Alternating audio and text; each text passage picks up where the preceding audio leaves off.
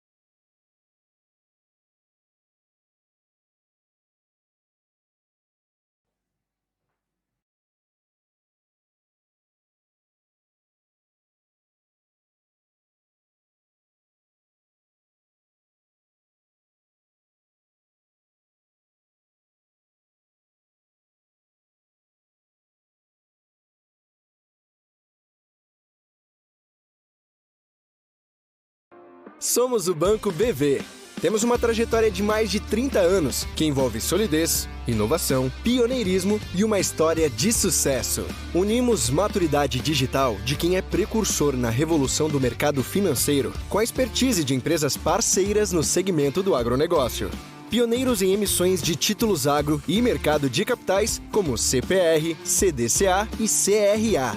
Temos um portfólio completo de produtos financeiros, que inclui mesa de derivativos e câmbio. Além disso, atuamos de forma integrada na cadeia de distribuição das agroindústrias. Com inteligência setorial, por meio de pessoas dedicadas, acompanhamos tendências de mercado e atuamos com protagonismo. Isso inclui a agenda ESG, que é parte importante da nossa meta de compromissos até 2030, por um futuro mais leve. Porque nós, do Banco BV, acreditamos no agronegócio sustentável que ajuda a mover o Brasil. Mais do que alimentos, o campo produz desenvolvimento, para quem está longe ou perto. É lá que tudo começa, onde se colhe a história e se planta o futuro. É o lugar em que a evolução vem da inovação, conectando a terra e a tecnologia a todos os lugares e a todas as pessoas. Crop Life Brasil, conectados pelo campo, juntos pelo futuro.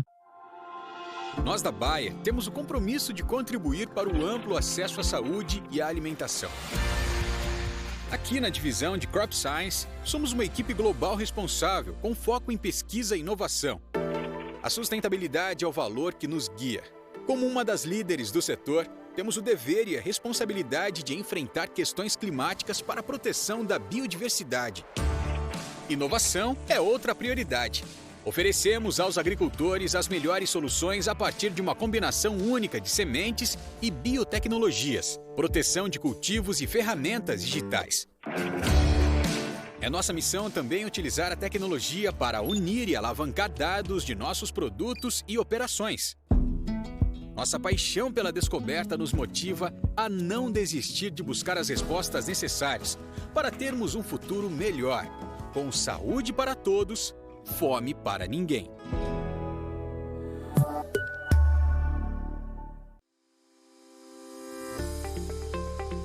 Você sabe o que é um FIAGRO e no que ele investe? Os FIAGROs vieram para facilitar as empresas do agronegócio a acessar o mercado de capitais e assim aproximar ainda mais o setor dos investidores. Funciona assim. O fundo faz uma captação no mercado com diversos investidores que buscam investir no agronegócio. Após essa captação e com o dinheiro em mãos, o fundo, com a sua equipe de gestores especializados, faz empréstimos para as empresas inseridas na cadeia do agronegócio. Quando as empresas fazem os pagamentos dos empréstimos, o fundo fica apenas com a taxa de administração e, dependendo do fundo, uma taxa de performance, que são taxas pré-acordadas e que não irão mudar durante a vida do produto. Todo o restante dos rendimentos é repassado aos cotistas do fundo. Além disso, os FIAGROs podem oferecer diversos outros benefícios para os investidores, como a distribuição de rendimentos isentos de imposto de renda para pessoas físicas, investimento inicial baixo, diversificação setorial e regional dos investimentos, seleção e gestão de operações por um time experiente e focado no setor, diversificação na sua carteira de investimentos com alocação em um setor tão importante para o Brasil. E as cotas, em geral, são listadas na bolsa, proporcionando liquidez diária aos investidores.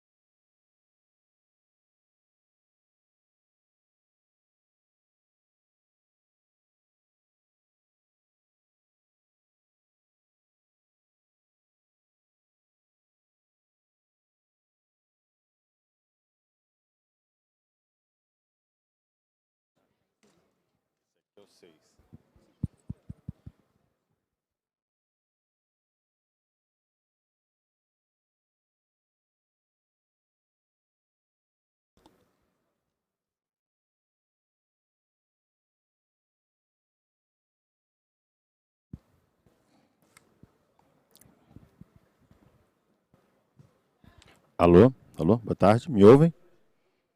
Me ouvem? Painel de segurança alimentar, tá ok? Tá.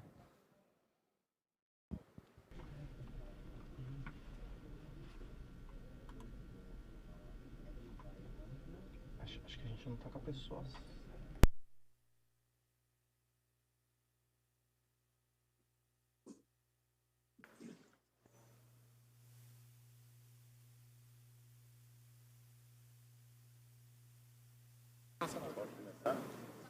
Ou tem mais pessoas? Tem. Você vai chamar eles e só quero conferir se os microfones estão aqui.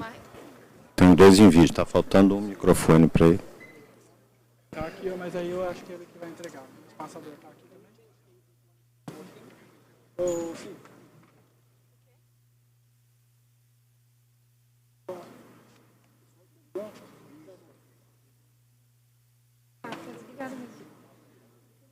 Vou trocar. I will change. O passador dele, ele passa, mas Que é esse aqui, né? estão em vídeo. Acho que é só esse passador. Por aqui, vai passando por aqui.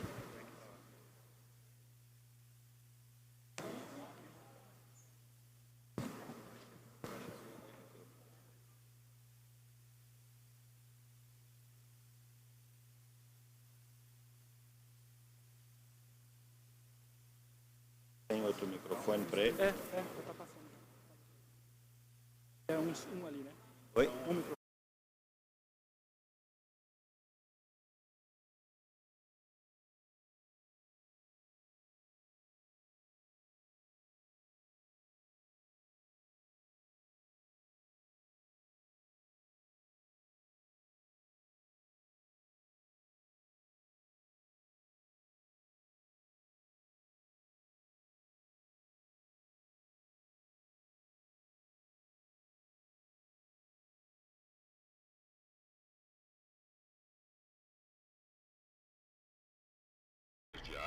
For food security and international agro market, my name is Daniel Carrara. I'm the general director of rural learning, and I work on the presidency of agriculture in Brazil.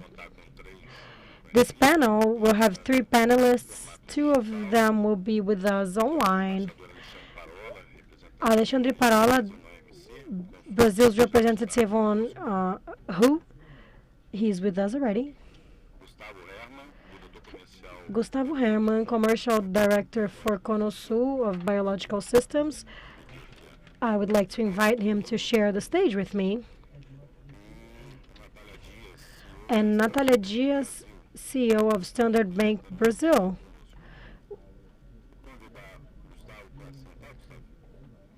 I will invite Gustavo to sit with us, talking about markets and food safety in a crisis moment that we are living today is a challenging subject. For starters, I would like to remind the ones that are listening us, and thank you, first of all, that we have more than 5 million rural producers. 85% of the production in Brazil. This is the agribusiness. Below this layer, this is a study with Foundation No Cabral based on Brazil Research Institute. Below that layer, we have 800,000 producers representing 13% of VDP of our Brazil.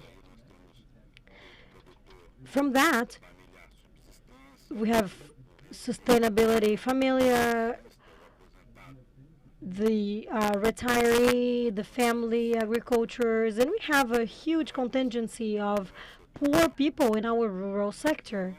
The difference of both groups to the third one is basically technology and management. We work with the rural sector for many, many years, and our institution has this mission with an institution of technical assistancy. And one of our biggest gaps is to teach them business. They produce, but teaching business is something else. Making money is something else. 10% of producers in Brazil have technical assistancy. We have a forest code. The producer must have 20% of their property as legal reservation. Some of them need 35%, and some 80% of the property must have as a forest reservation. If we are going to compare with tourism, our rural producer would be a hotel with 100 beds. In international market, comparing with others from 100 beds, our producer would only be able to rent 20 beds. And worse, keeping it clean without using it, without being able to produce with that.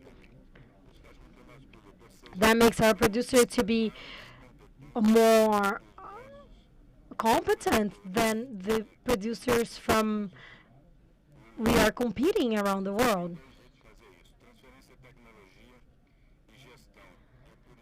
And the only way to deal with that is through management. And some producers have 4 crops. We have soy, corn, cattle, and also among forests. Those are 4 crops. We have amazing numbers of production and exports, but the press tells us as if our producer is a huge exporter, but they are even bigger providers to our own country. Beans, we only export 8%, rice only 12%, cattle only 24% of 129 million tons. Corn only 38%. Wheat, even though we produce little, we export 42. And then we have soy, coffee, and sugar with 60-70% exports. And with this huge production, we still have 30 million people with food insecurity in our country. Certainly not because of the lack of food, but because of the lack of income, excess waste in the industry or retail and in the properties as well, products that are not always harvested. Producers leave the products without being harvested because of lack of production. But we have 30 million people going hungry. At 3 a.m. at Global News, we could see New Jerusalem, a urban occupation, and the schools are open during break because the students do not have what to eat at home. And we are talking about the economical capital, São Paulo. Imagine in the mid-country. And we're talking about Brazil, but when we're talking about the world, we have COVID, producers are working, they did not stop working. And this is based on a marketing campaign coordinated by Minister Teresa Cristina. We haven't stopped. We have to negotiate with the public Ministry of Work so the industry won't close. This is the reality. War in Ukraine, a problem, delivering food, delivering fertilizers, and this is not true. We are not lacking fertilizers, and the price increased 300%. Somebody must explain that. Everybody is having problems with energy. We're having protests in Europe, especially in Netherlands. Rural producers are armed to their teeth against the police. Africa, we're having logistics issues, and we're going to have Natalia talking about it. Huge problem with people. I met with Ambassador Farani and President Bolsonaro to develop Savannah project to deliver producers to Africa. If we have a personal problem in Brazil, imagine in Africa, but we do have a solution for that.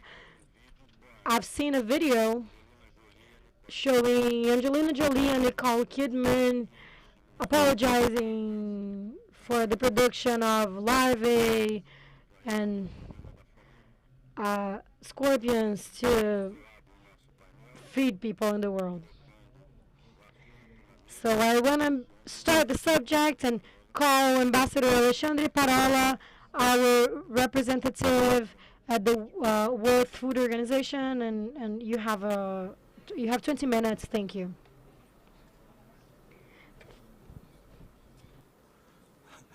Just something worth mentioning, I will not eat larvae or scorpions. Organizations who are organizing this Global Forum 2022, Agricultural Association from Brazil, corn producers in Brazil, the Corn Association, the creators of OX, the Brazilian Association of Exporters of Derivatives, Energy, the Ethanol National Association of Corn, Animal Protein Association, and Datado.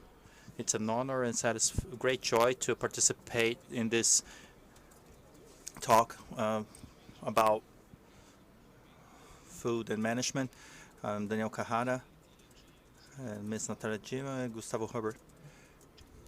The diagnostic when it comes to the extension and depth of the current food crisis globally may be a few things we may find rationale amongst the multiple political and consumers involved in the commerce and production of agricultural goods.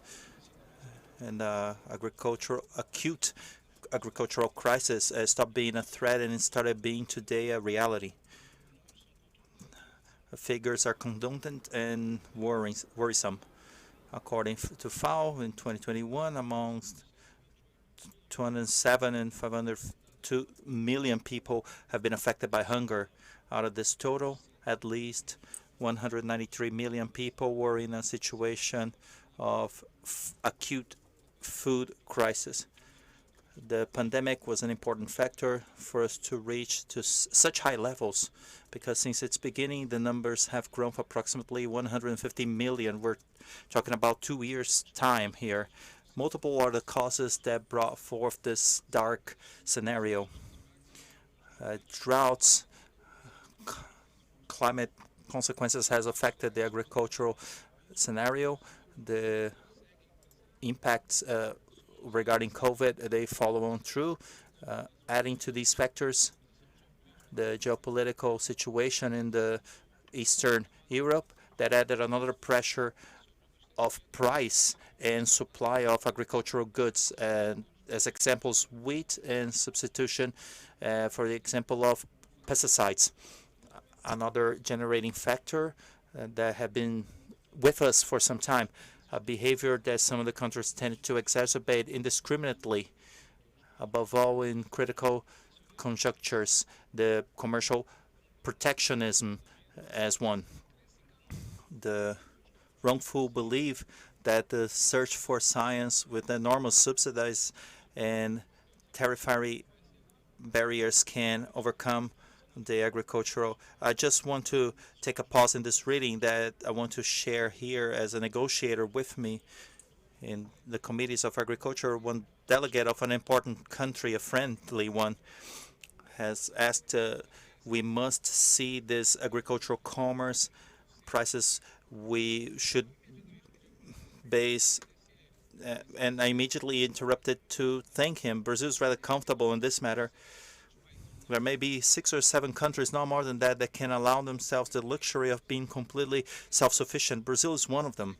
The delegate of this country represented a country that is not self-sufficient. And what I said, be careful what you ask for. You may be hiring hunger in your country. He didn't find it very funny, but I hope my warning may come to be useful in the future. There are many formats and proportions for agriculture. Some are more aberrant and others with some effective approaches and other captive narratives. They harm the lives of consumers from around the world. This is undeniable, that's for sure. Restrictive measures that are unilateral, taken by a few countries, have been growing in large steps. Since the beginning of July, 30 countries have implemented restriction to importation in the past months. Maybe temporary tariffs and undefined taxes. They maybe affect 18% of the importations and exportation in terms of kilocalories. Out of these restrictions, added to other distorted practices such as accumulation sensitive to touches, increases of subsidized for livestock, though nice in the short term, may provide they prolong uncertainty in the markets. They threaten the income and revenue of the food chain and may affect the vulnerable ones. Besides these ones, other actors of great relevance have been contributed to weaken the commerce unilaterally, masquerading its protectionism to noble appeals for the protection of a human being and the environment. In other words, instead of politics and arguments based on science, now rarely what you see are initiatives purely and simply protectionist. For instance, the set of objectives and principles that are called the European Green Actor, the European Green Act, such as reducing the carbon emissions and promote more sustainable food supply. Obviously, this is necessary. What is hard to agree with is politics to talk about the frontier carbon reductions. This envisions that Europeans companies do not use these territories to transfer their carbon footprint, making them to pay according to the European standards in order to commercialize their products in the European Union. In practical terms, let's look at one example. There is a good that is produced in country X. They buy a carbon footprint credit to neutralize their own footprint. This company then starts to export to the European Union. If titles cost 20% less than have been costing in the European market, this difference must be compensated on the border through the acquisition of an equivalent number of titles from Europe. Let's imagine a similar mechanism in the sharing of goods, in which competitive advantages are compensated in each exportation point, to have a clear notion that while this idea presented in these terms is contrary to the maintenance of market. Another European example is the farm-to-fork strategy, which is part of the Green Deal. That uses the reduction of use, such as these are technologies would be harmful in the use of pesticides. Let's be clear here, they're not. I interrupt the reading here of my text. I have a good friend here, as lots of here in Geneva. They live in France, which is cheaper. The other day, his child arrived from school and said, we have to change what we eat. We have to produce whatever we consume in a 20-kilometer radius. Do you like banana? Okay, we won't have bananas anymore. Do you like that apple here? Mangoes? Yeah, we don't have that either. Avocados? No. Yeah, but father, come on. Yeah, 50 kilometers is very little. It will be no good. So those farm-to-fork strategy quickly came to a halt. Those technologies for production of plant health are a key element to ensure food safety around the world, as it helps agriculturers from everywhere to produce their harvest, protect them from all kinds of attacks. As we know, this is not a new policy, as the European community has been adopting this restrictive strategy quite largely to defend themselves against agricultural pesticides and not validating the scientific research validated globally. The European Union to the defense of the maximum residue waste that have been fixated at much lower levels as opposed to the established levels globally. To be brief, the question here is the lack of solidarity in the process of Europe for LML for the precaution based on the establishes in fact the principle of validation. We may continue with further examples, but I would like now to focus on the term of subsidize, another kind of protectionism. A report published last year by FAO and by the Program of the United Nations for the Environment in PNUMA, the context of the sustainable food chains, asked the governments to rethink the agricultural subsidizing structuring. According to the document, the mechanism for domestic support, they widen the distortion of pricing in the agricultural field, and in many cases make it difficult for the transformation towards the healthier food supply. Also, so distorted, subsidized pushes us away from sustainable and reliable agreements globally around the world.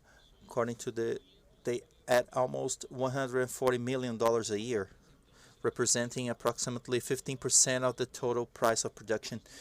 More than half, 384 billion, are provided as price incentive, as the rest shows up as fiscal subsidized and being the most 70% added to production goals or restrictions. Currently, the problem of geopolitical for domestic support are become even more complex in geopolitical situations, as we are witnessing an alliance in the 21st century applied to high-income countries under the argument that they're sustainable with old, under the pretense of being although we have those challenges, the meeting of the Chamber of Commerce was a clear signal that we can have answers for real problems. We were able to approve a package with answers for global answers, response for food insecurity, and the decision about the World Food Program. We have acquisitions for the PMA and restrictions on exports. This decision was supported by Brazil in 2020 and 2021. This program is a signal that lateralism is a way to reach food safety without difficult measures. We are a provider for food safety, and Brazil has a key role on these negotiations. This morning, I was part of the General Council of WHO. It's the highest level below the ministerial meeting, and the lack of a specific result on MC12 is an end of a cycle and a beginning of a new step. The old architecture of negotiation, the old concepts do not suit us anymore for MC13. The only consensus is the Article 20 that clearly says we need to reduce subsides, and that's what we are going to follow when building this new beginning. We defend the members, enjoy this moment to reflect on inevitable modernization. This modernization comprehends, among others, a variation of many themes regarding agro. Domestic factors, access to market, those will be treated under new parameters. People around the world affected by the food insecurity crisis need an immediate effective answer. Brazilian agriculture and international commerce are part of this answer. The negotiations at WHO are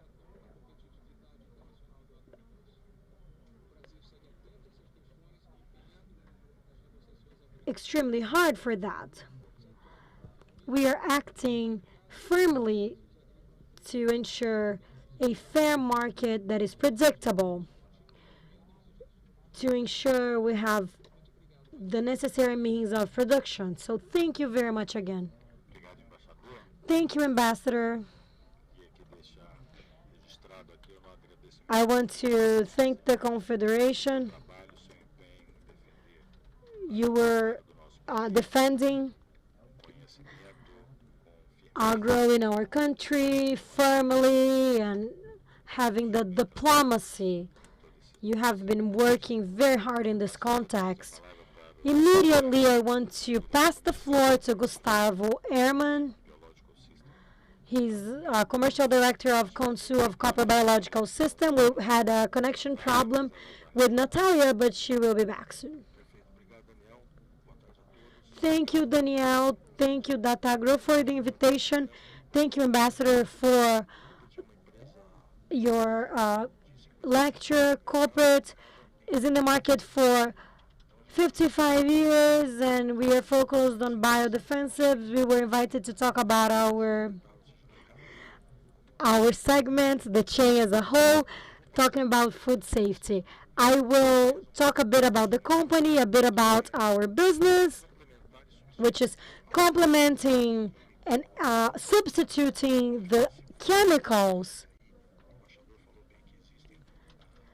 The ambassador said we had a lot of barriers for agribusiness, for Brazilian commodities. When we talk about agricultural production, big crops, the use of pesticides is huge, and the residues generated are humongous. So in the tropical agriculture, extremely different from other big agricultures. You cannot have high production without pesticides. We have biological defensives that are substituting pesticides, but we have to think about that when thinking about human health. Although agriculture is having medicine every day, we're doing preventive work that is safe for human beings, bioproducts, and if we need to fight any problems, then we will use pesticides. If you do, for example, sugarcane in Brazil and Australia or in the USA, it's huge because they have severe winter over there, and that interrupts the cycle of diseases that will happen in those crops. So nature will help you having high productivity. We have a green belt. We do not have severe winter. So you have those diseases everywhere, in a small crop, in a big crop, in a protection crop. And that will make the level of chemicals to be increased. I don't know if you have seen a big infestation in a soy crop. It will really take the entire crop, leaving damage of billions. You studied that in agronomy, but we have to associate the types of work, the biotechnology, the defensives, and we have to talk about our contribution in the food chain. Talking about corporate, we are a family company. we are working with technology of biodefensives. And then we have a comment here. When we're talking about bio as a whole, and we have the bio supply program, we have 3 classifications. You have the inoculants for soy and sugarcane. They are based on bacteria. They are extremely important, especially when we are debating fertilizers, because they can capture the nitrogen in the air instead of you having to put nitrogen on the plant.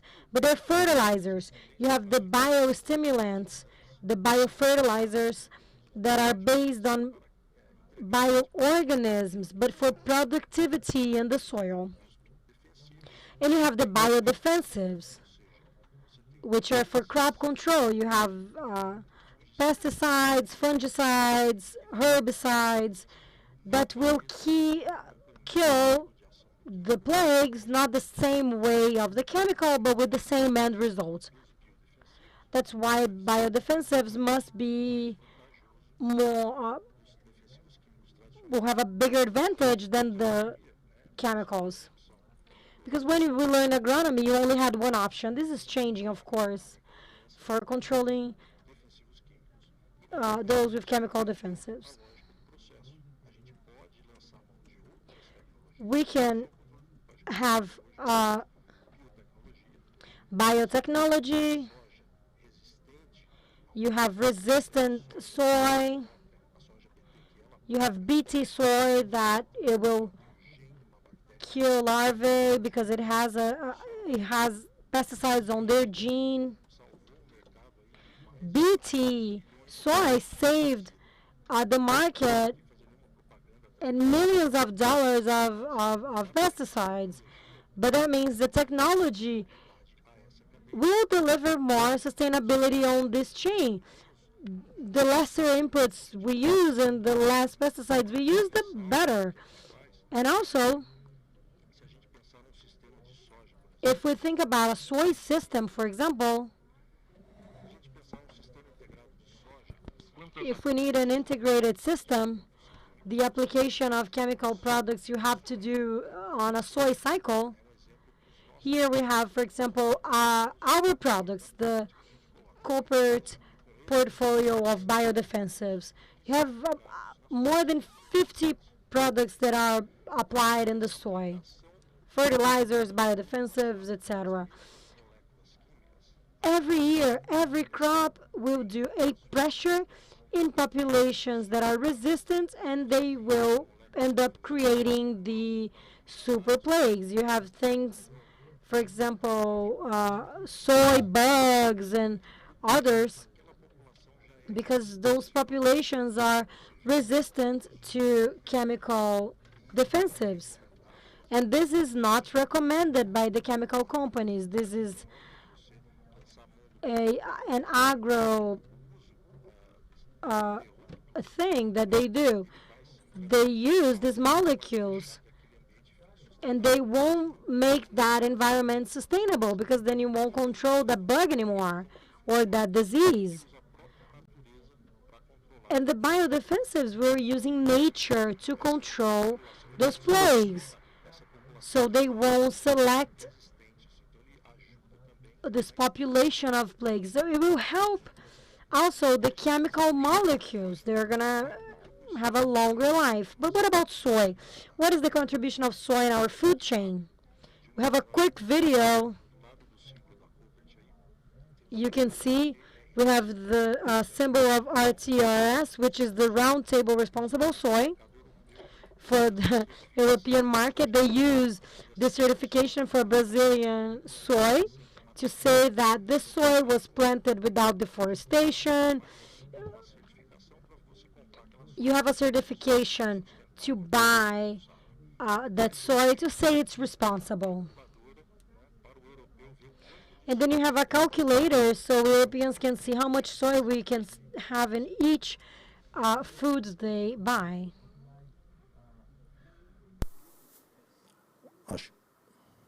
Acho que tá sem som, né? I think it's soundless, right?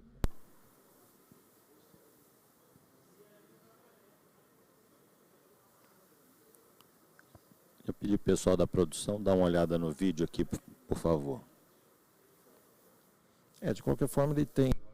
Anyway, you can read it, and if I'm giving soy as an example, it's the 4th largest global culture, but not always visible, and it's everywhere.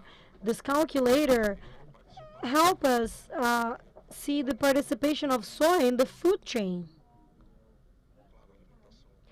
Of course, for animal feed, but also for human feed.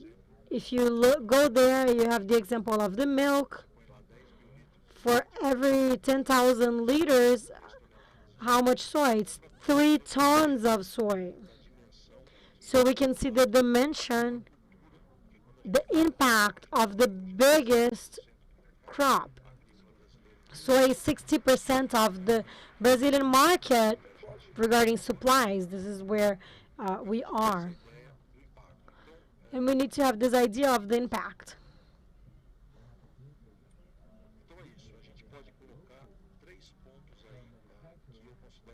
We can say a few things about the biological control, the biodefensives regarding food security or food safety. You have the availability and the cost of those products. 90% of the biodefensives of our Brazilian market are produced here. So the pandemic effect on the chemical defensives for some molecules was even bigger regarding costs, and some products were missing in the market. You did not have that for the biological because it's produced here, it's closer to the market, closer to the culture. So regarding availability and cost, it helped a lot the Brazilian producer. And it's not by chance that it grew over 100% in the past 2 crops. It is replacing the chemical. If you think about productivity, we have more productivity with less supplies. When we're talking about chemicals, sometimes I have to apply 5, 10 times. In the biological, you're going to do less applications with about the same cost. You're going to deliver more productivity, whatever the culture is, with a smaller volume of supplies. And the natural supplies, the one that you can propel the sustainability in your system. Another example is sugarcane. And also, the final point of my contribution is the residues. The biological can have a residue, but all of our products are registered at IBAMA, MAPA, Anvisa, just like the chemicals. But we still have a part of the population involved in agro. Sometimes they think chemicals are only, biological is only for organic. They are also used for organic, but all conventional cultures in Brazil, you have a small participation, 5 to 10% of the market share for bioproducts. Of course, it's small, but with rapid growth, a much bigger growth than the chemical pesticides. Residues is also extremely important, and the closer we are to the consumer, and I'll also name a couple more examples, the bigger is the bigger is the chase after the residues. We are members of a certification for sugarcane, for exportation of sugarcane. So all the certifications, and I provided an example for 2 cultures, like soy and sugarcane, and we have a few numbers here, the certifications, the numbers around the world. And if you think about ethanol, we have that plan, but if you think about sugar, we have even more. The residue that those old molecules that we have in the final product, this will all go through certification, and we will help contribute our speech that our agriculture is sustainable, but it's going to become the most sustainable in the planet. We have other cultures that are closer to the table, like citric cultures, and we have the service protocols or the integrated system, always using the biological as a base and chemical if needed. Not only corporate, but all the companies in this segment are trying to show that to the producer. Biological always and chemical if needed. And we are going to have more sustainability for this system. For citricultures, we gained a badge of friend company because we have huge problems at citric chains. All the crops of oranges and limes in general in Brazil, they must be sprayed with 10, 15 applications every year because of this bug that's called Pisidium. And the plants will die if they get infected by this bug.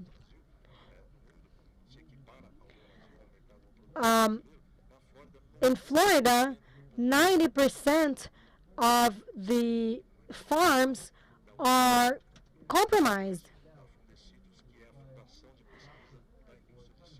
This is a national research. So in one hand, we have a level of application that's much bigger, and that can have a problem on the residues of orange juice. And we had an issue. We had an issue before, and it was bigger than the PPB for orange juice, and then we had a huge problem on the orange juice exportation. See how important that was to develop a biopesticide that can do exactly what a chemical pesticide does, and from 10 to 15 applications, maybe you're substituting half of it with a living organism that will not cause any damage to the environment and will not leave any residue on the orange juice. So we have to propel that. That's why it's so important to be in events like that. And we have to support the industry, national or international, for biological controls. So, and we have important partners so we can raise awareness to show that we can do with biological products what we have been doing for over 40 years with pesticides.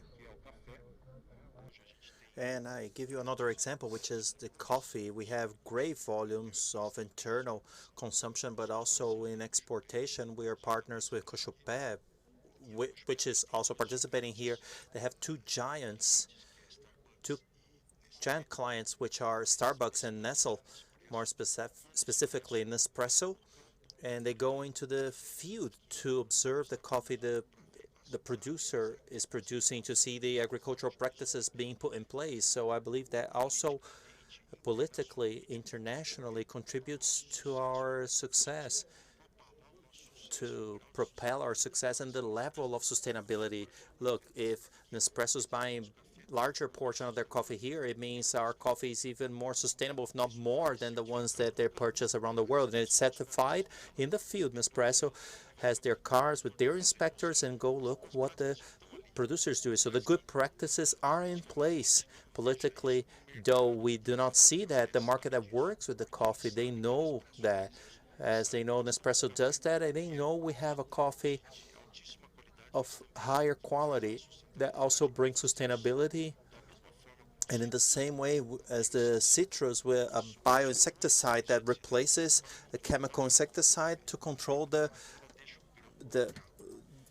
grain of coffee that is left bugged, and a higher percentage of grain coffee is being left aside because of this plague. And the product that controlled this bug, the molecule was banned. So the producer was left with no option, which is Indusofan. Indusofan, it had been banned in many countries. It was banned in Brazil, if I'm not mistaken, 5 years ago. And the producer used to use that which controlled it quite well. And there's the good side of that story. If at first glance he was left with no option, on the second stance, the biological control has brought new perspective, so they could control that plague in the same way.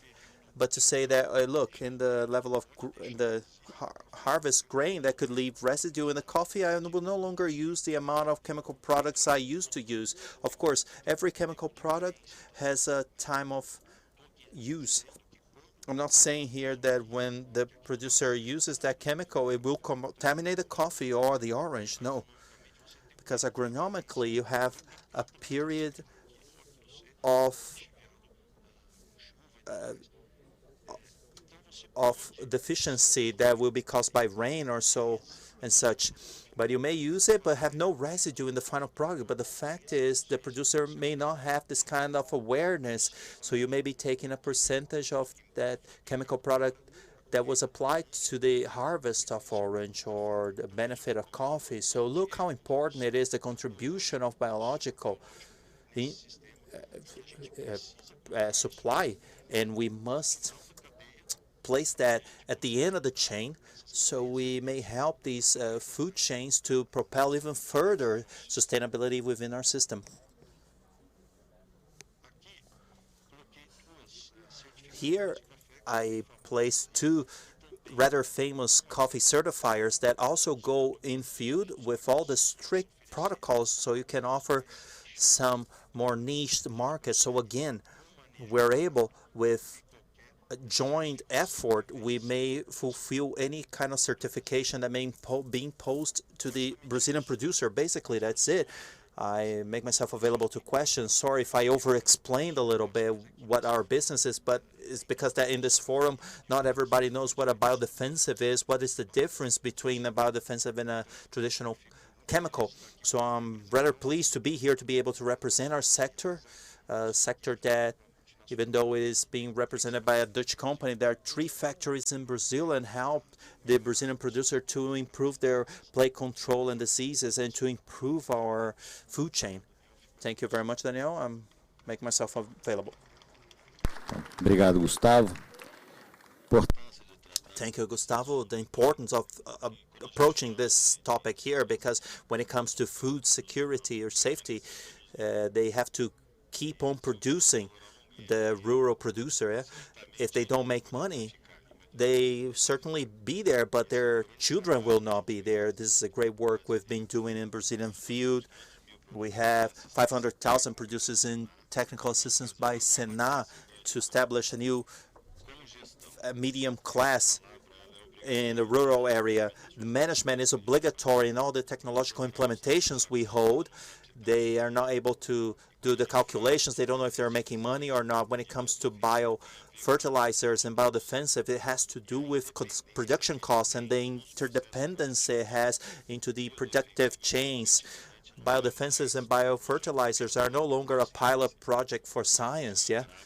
Embrapa today, I am pleased to be part of the Administrative Council in Embrapa, and one of the discussions we have inside the council is once the researcher speaks for themselves and they speak for Embrapa, some researchers discuss biodefensibles and biofertilizers without the authorization of Embrapa, as Embrapa today has an official position.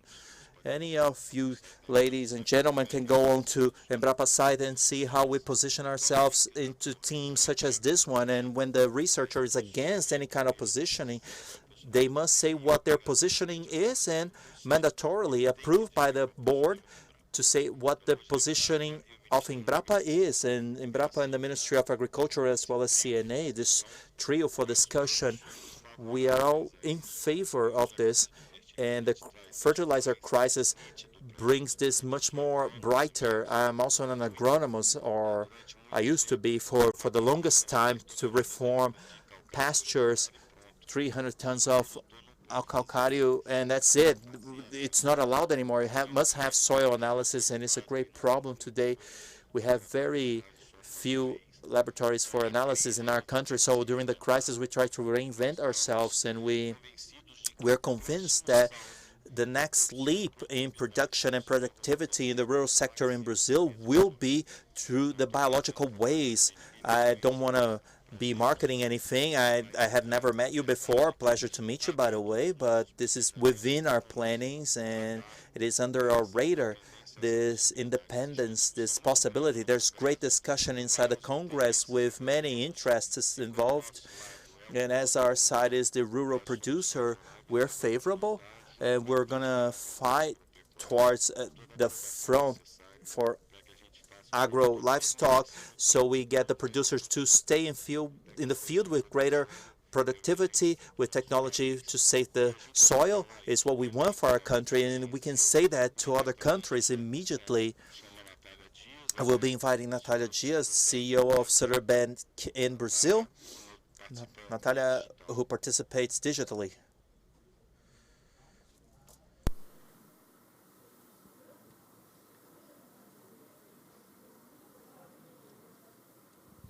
Natália, você está sem áudio. You have no audio, Natalia. Okay. Yeah, okay. Am I reaching you? Okay. So, great. You, as the only lady present, you'll have 25 minutes as we have more looser time. Okay, I'll be needing that. Thank you. I would like to start my speech today by thanking Data Agro by the organization of this event, which is without a doubt one of the greatest thresholds of discussion of agribusiness around the world, and obviously all the remainder partners who supported the completude of this event. I would also like to greet my friends from the board, Gabriel Carrara, who's moderating, the ambassador, Alexandre Parola, and Gustavo Heckman, by the brilliant intervention so far. So when it comes to food safety, food security, and international agro-food markets, I would like to bring up perspective maybe a little bit unexpected and insert Africa into this debate.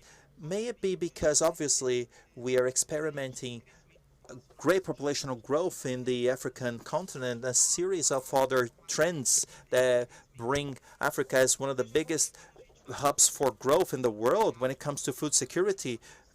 Africa is not self-sufficient in the food business, but we also have to talk about the expansion of agricultural frontiers and sustainability. So I'll be covering some of these items in this initial talk. I'll be splitting my contact here with you.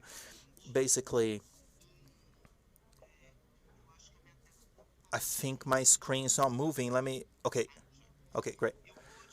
I'll be splitting, briefly introducing Standard Bank for those who don't know, and I'll be going through these other two blocks, why Africa is the greatest growth in the world and the productivity and opportunities for the Brazilian market.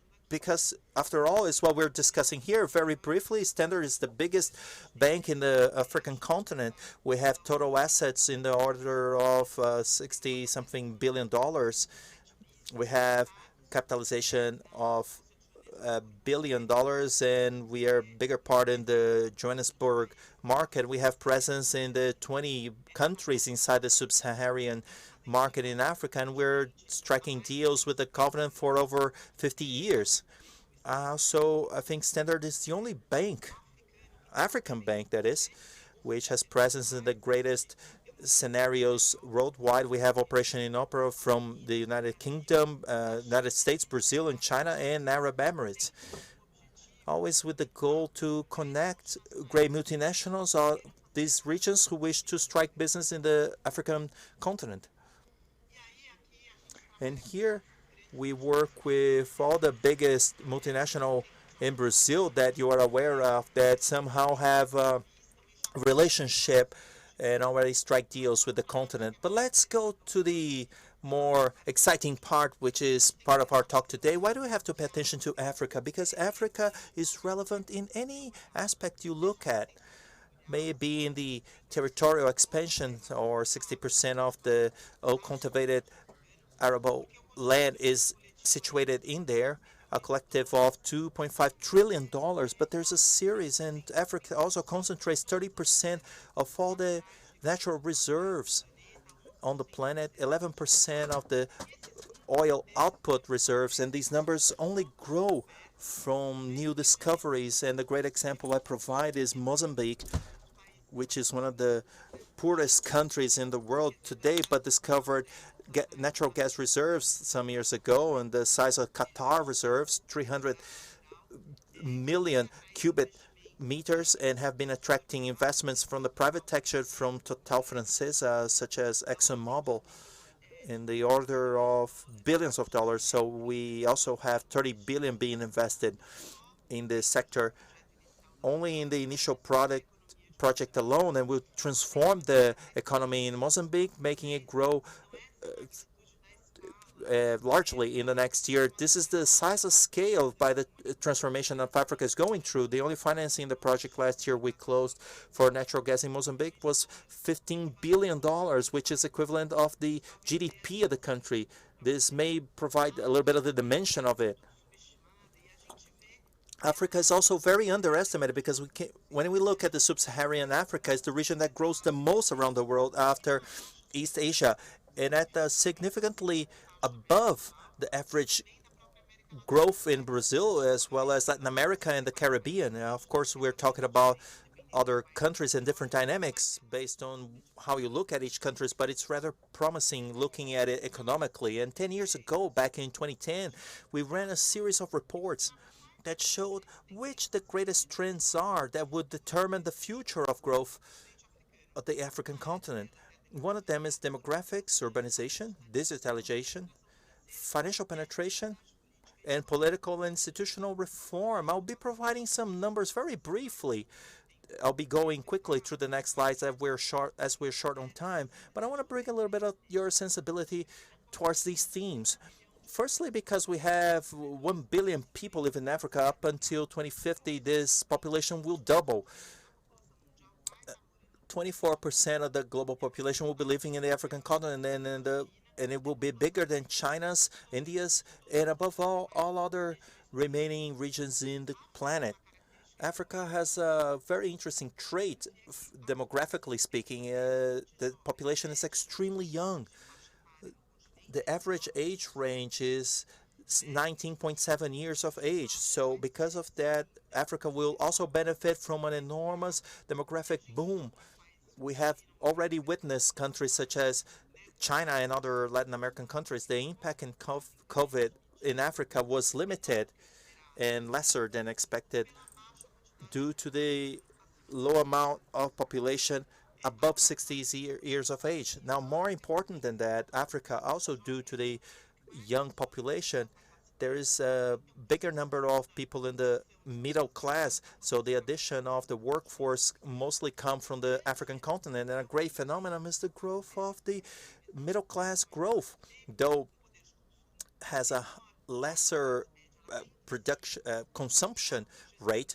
It has been growing, and projection indicates that the consumption of families in Africa will be reaching $1.6 trillion, will be bigger than consumer spending in Europe itself, as well as South America. So the consumption of families is growing at a faster rate than the populational growth, and this has been generating growth in the GDP per capita.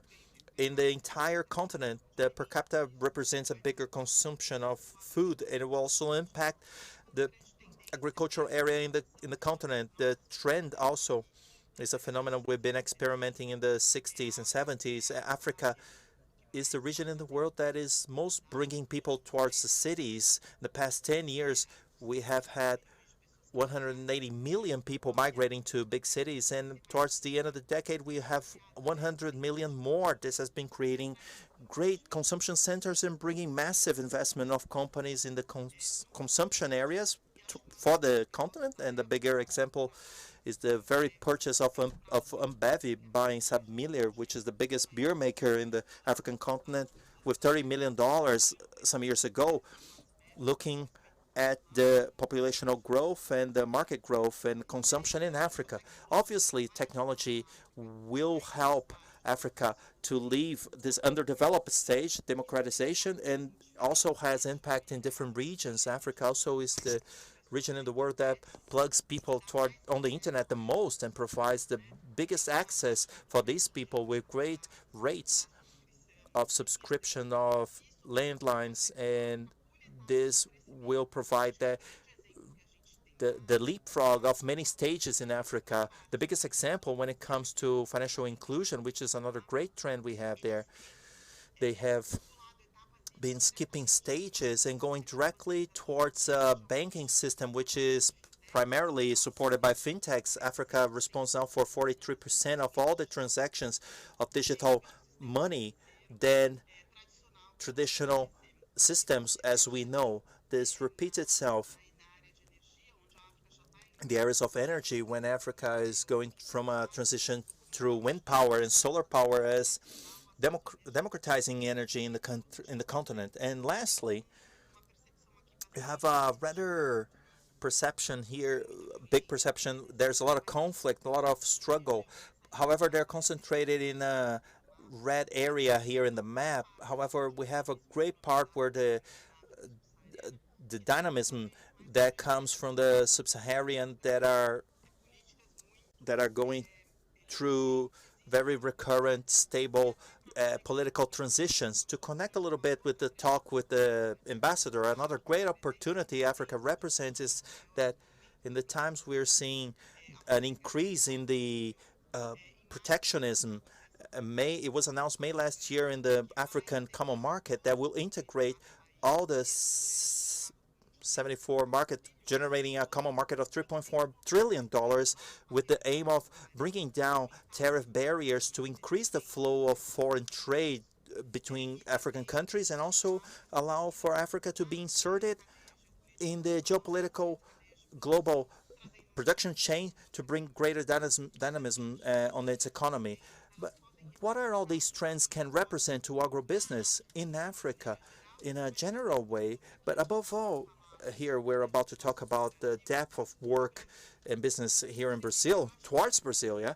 First, it's worth bringing a general panorama of what the agricultural landscape is like in Africa. The agricultural business represents 23% of Africa's GDP, and it employs 60% of the population. So it is a rather relevant segment that has specific policies for all countries to increase and improve conditions. Because even though the agricultural area has been increasing in the past years, on average, you basically have 40 million hectares of harvest in Africa. You have the worst productivities around the world. The Arab Development Bank has released a report lately that estimates that the agribusiness will be an industry of $1 trillion towards 2030. It's significant. And today, Africa is rather dependent on the importation of food.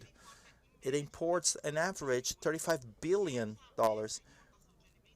And this importation of food may increase to 110 million in 2030 if you do not address the production inside Africa, even though because we can see all this populational growth. There is today in the African continent, I mentioned there is 60% of the whole agro land around the world. Many of these lands are hard to access. It would involve a series of negotiations to reallocate population, but there is today 20 to 30 million hectares. This data from McKinsey available now to be converted in food production, and that's why there are many multinationals, especially the global subtrades, looking at food production in Africa.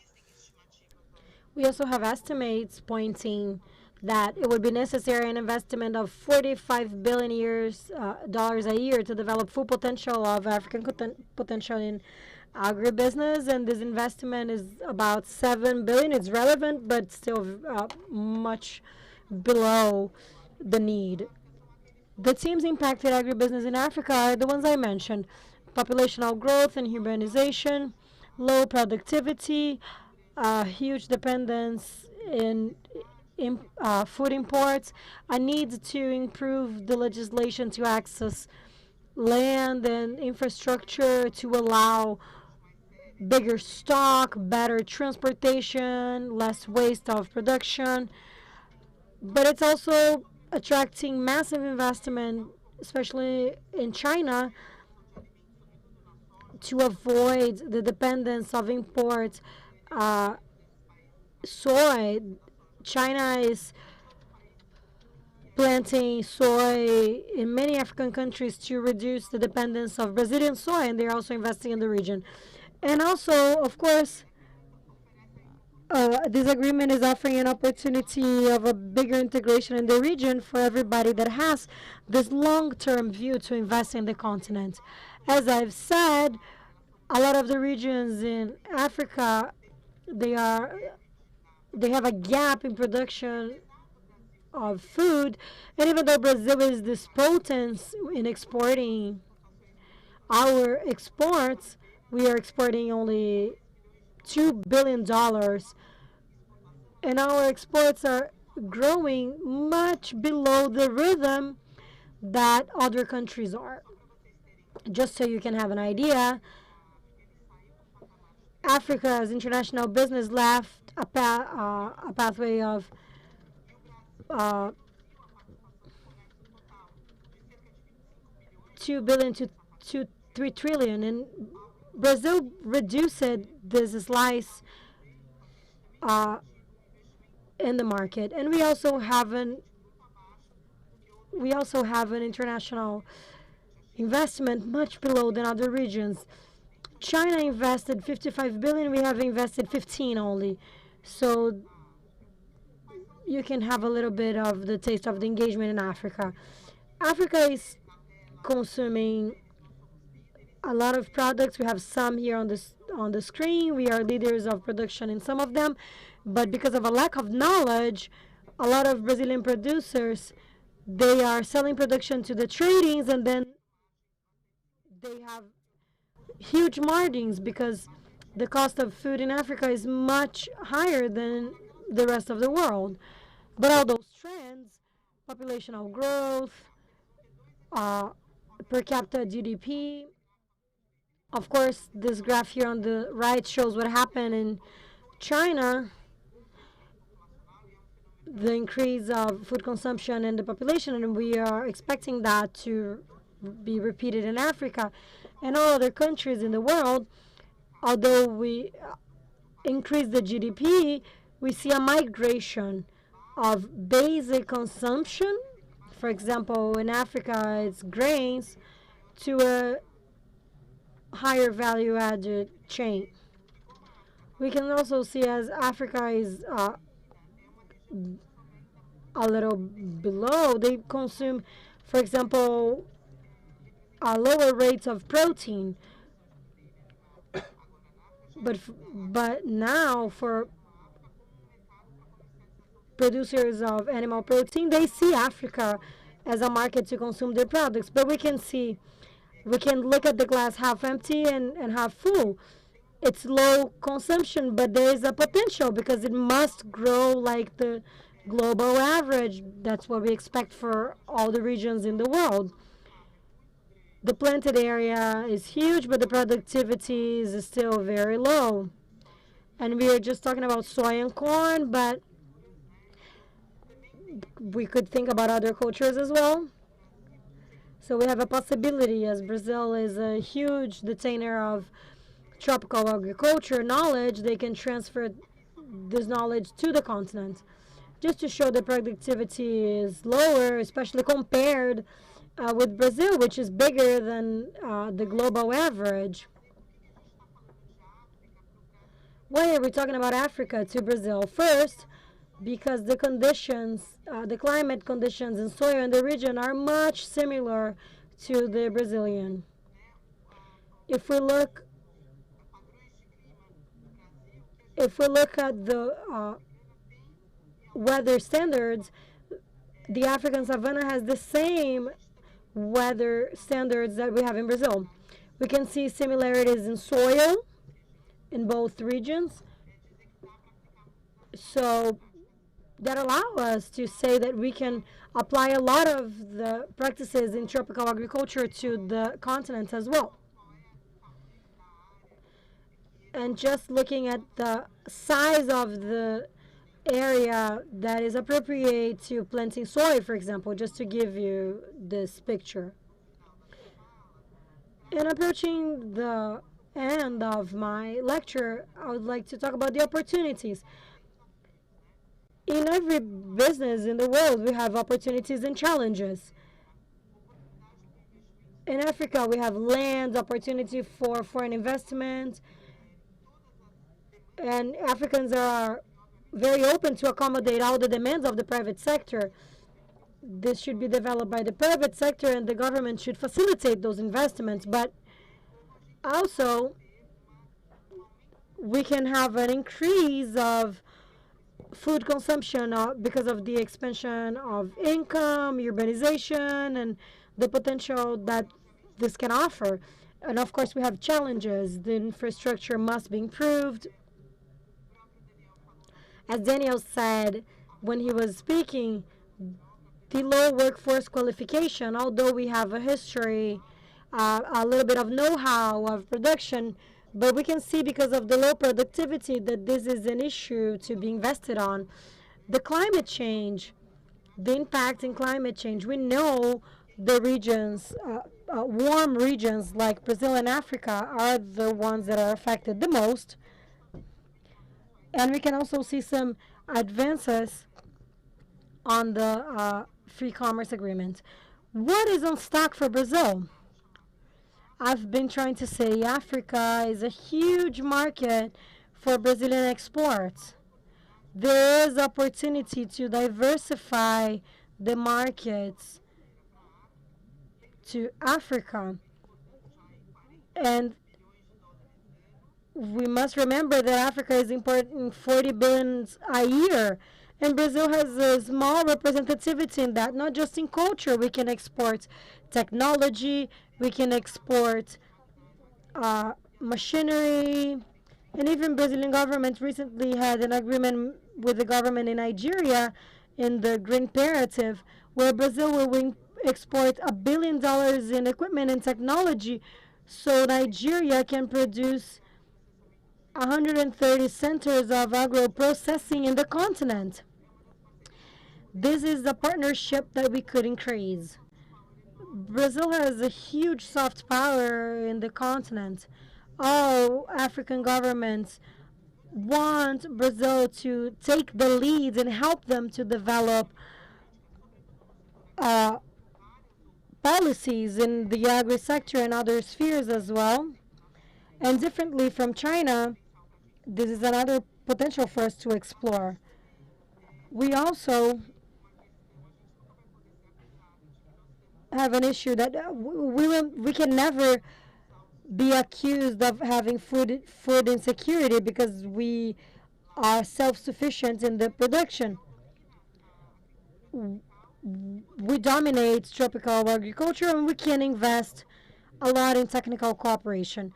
What we need to do best is to see commercial agreements. We have lost sound. The booth has lost sound.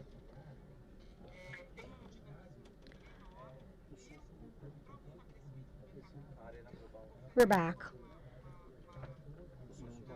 We have an excellent opportunity to see those practices again, and we can act more regarding the point of view of active policies.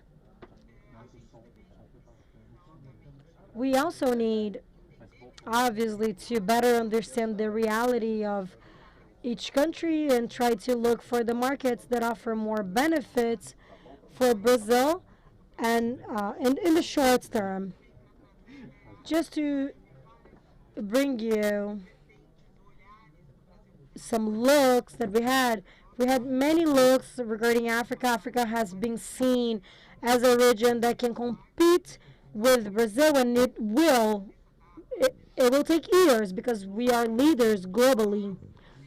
But we cannot stop to think that if we don't develop agribusiness, other countries will do, like China is doing. And the opportunities are huge. Not just when producing grains, which is more low-hanging food, but regarding sugar. Africa is a huge importer in sugar. Many industries are very competitive, like in South Africa and Nigeria.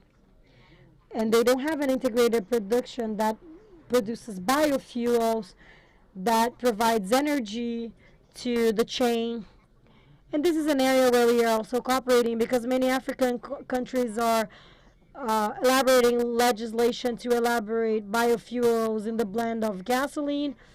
South Africa has a bill in the Congress. They have very relevant industry regarding that, and they are going to an energy transition going towards electric cars, but it doesn't make a lot of sense, because if you take in consideration mining to do the batteries, and the fact that 80% of the energy in South Africa is coal, this is not very efficient. So this is a huge opportunity to Brazil to export its model of the integrated industry of sugar, ethanol, and bioenergy, to mention a few.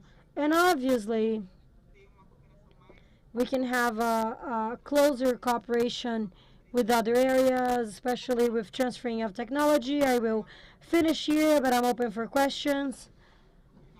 And after this talk, thank you. Thank you, Natalia. I want to say that in 2010, to confirm, CNA had a huge mission with some entrepreneurs in Brazil and Mozambique.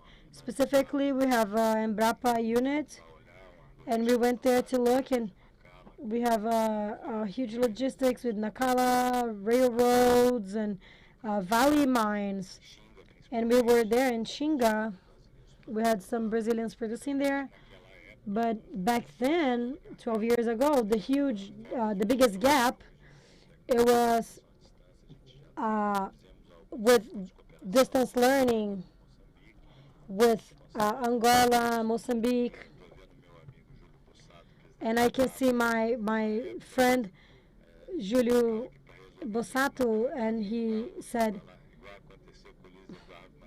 we need to send a ship of people from the south there, because they have a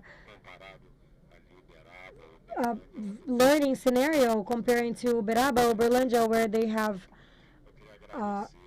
the wheat from Embrapa. I want to thank Natalia.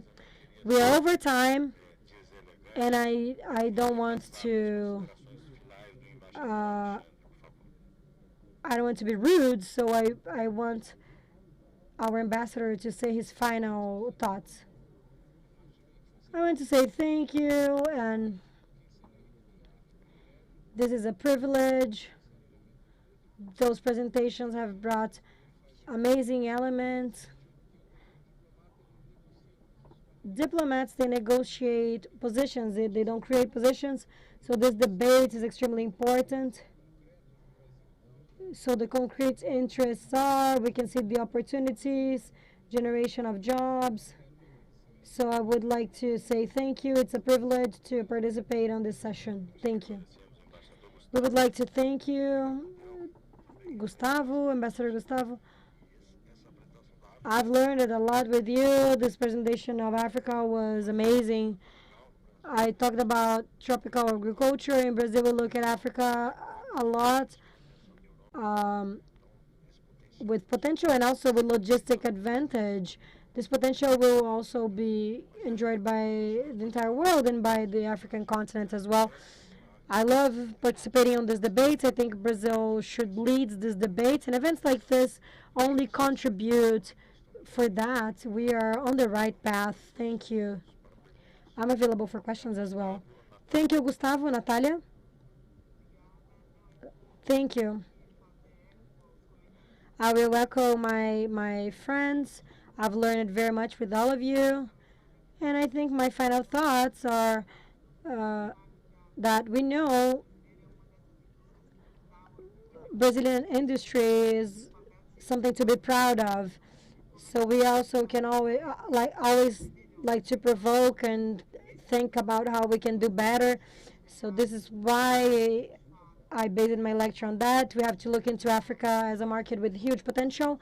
It exists. We really must take advantage of the opportunity that we have today as an exporter market, and of course in the long run, as a way of expanding our frontiers and our influence with what we can do best, which is precision agriculture, high quality. We must contribute for the development of the African continent with that as well. I want to thank the opportunity of being here with you today, and I want to be with you for the next forums. Thank you, Natalia. I would like to thank the participation of everybody present here, virtually or in person. Because due to the lack of time, we cannot have questions, but the organization can, you can ask the organization and they will have the panelists answer that. I'd like to thank you for the opportunity, and you can have a great week. Tchau, embaixador. Obrigada. Obrigado, até logo. Tchau, tchau.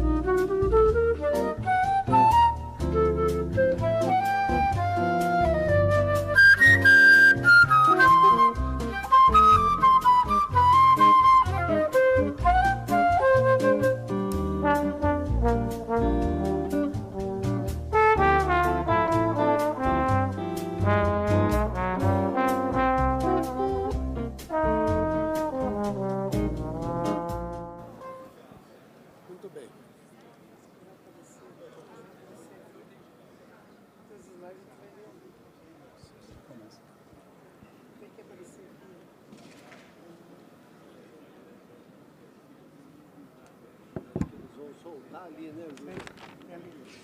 Quando eu aparecer ali, que a gente começa. Eu vou ver, mas acho que eu vou ter que tirar. Você vai ter que usar isso. Se eu me ouvir.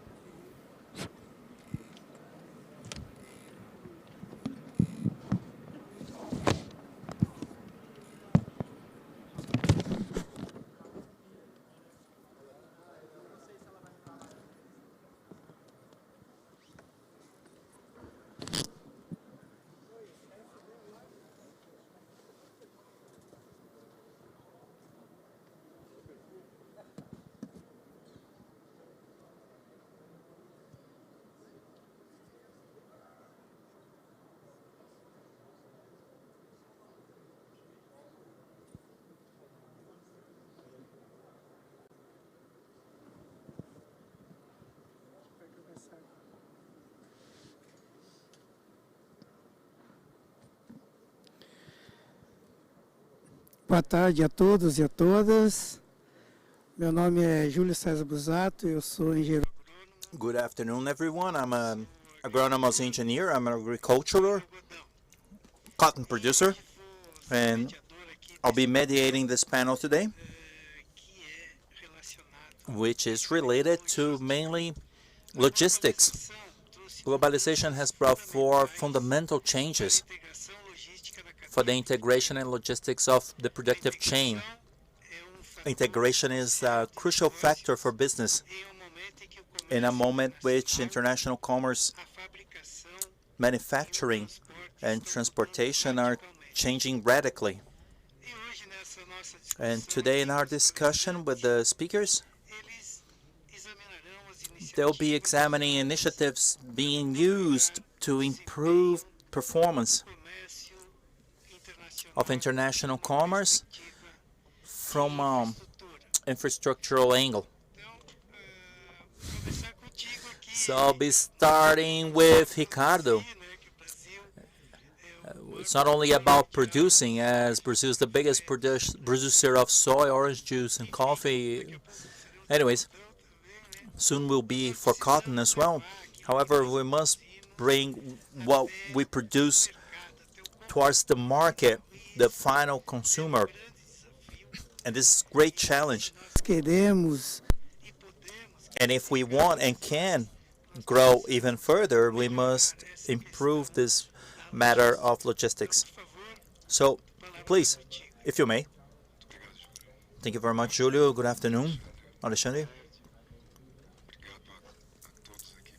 Thank you to all of you here present. It's a pleasure to be here. I want to thank you for the opportunity of speaking here. Look, I'll be rather simple in my speech and rather objective. Tell a little bit of the story here.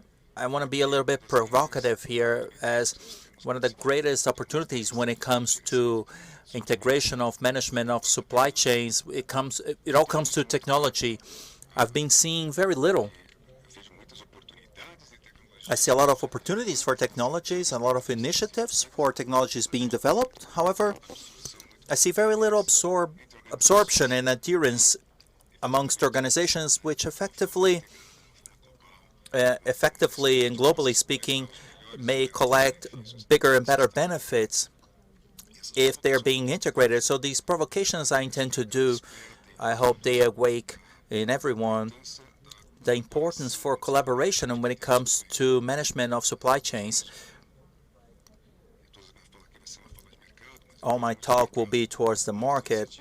I've seen the market in a lot of initiatives, but in isolated manner, developed in a unique way, dedicated towards an organization, but especially the capacity of integrating them and making them work indeed to reach a bigger goal to our customers and clients. They end up getting lost due to some difficulties.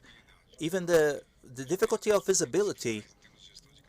Everything we do when it comes to chains has as a final goal a search, the creation of trust from the consumer, the final consumer, our clients. And for that, we must have visibility. However, visibility nowadays requires such a great amount of information that it becomes rather difficult to deal with this in a way that is seen mostly around the world. So we must look upon this with greater care and hold it dear when it comes to technology and do the management to cause and create trust. I'll be starting a little bit of my provocation and showing a little bit of paradigms in my first slide. The management of supply chain agricultural is similar to any other major supply chain organization. Why do I say that? There may be a paradigm, we must say, that in agriculture everything is different. I'll be provoking here because agriculture may be even simpler. We deal with great volumes, with ships, rural production, large product moving between factories, borders, and ships and transportation. But there's a small detail here, and this is the important part of agriculture. The way, at least the way I observe, requires more collaboration amongst all the participants inside this chain for it to be effective. What I'm getting at is there's lots of interdependence in all the chains in our chain. We migrate, we send it from ports to factories, we export in containers, access markets in Europe and Asia. All its internal distribution, but I must confess that distribution, when we look at it, we have so many clients. We look at agriculture, we have an amount of concentrated amount of products that would cause maybe the same impact if you were distributing it. So what I'm getting at is agriculture does not allow for any mistakes because of the large volumes and great impacts. So we do have to be, in fact, effective when we do supply chain management. We have interference of all sorts. I'll try to go through some of them. But why this collaboration and why we can be effective?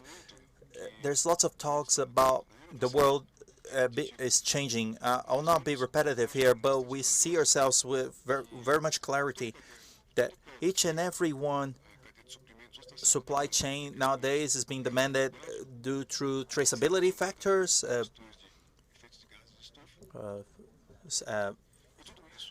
gases, and so on. And at one point, it reaches the product, yeah? Meaning our consumers will be further aware, wanting to understand the product origin, looking at some labels, natural product or vegetarian product. Was it raised in a humane way? So we have a more demanding client. But in the past months, it has shown to us how important it is to have a great supply chain within these breakings we have been observing around the market. We have to be preparing and having greater visibility of what is going on, better agility to solve those. This is the only way for us to be able to deal with this with bigger properties, to have technology. And we are not adept for a very simple matter. All the digitalization of the market is a rather young market. There's a lot of taboo, greater difficulty of understanding of what can and cannot be done. But the truth is technology is there to help with those. We cross borders, countries, we cross cities. Our products, some of ours, such as soil, they're fungible products. They lose their traceability traits very easily. Even further, we must label products further and further. And all this complexity ends up making it difficult to bring more trust into the chain. And there's the use of technology that will allow for us to have an analysis of the whole chain from end to end. When it comes to supply chain, there's a lot of definitions in the market, but deep down, what we want to say is, I want to know where my product comes from. I want to know what the impacts this product caused in the chain, and I want to have a better perception of this as a consumer to be able to decide. The same way our clients, yeah?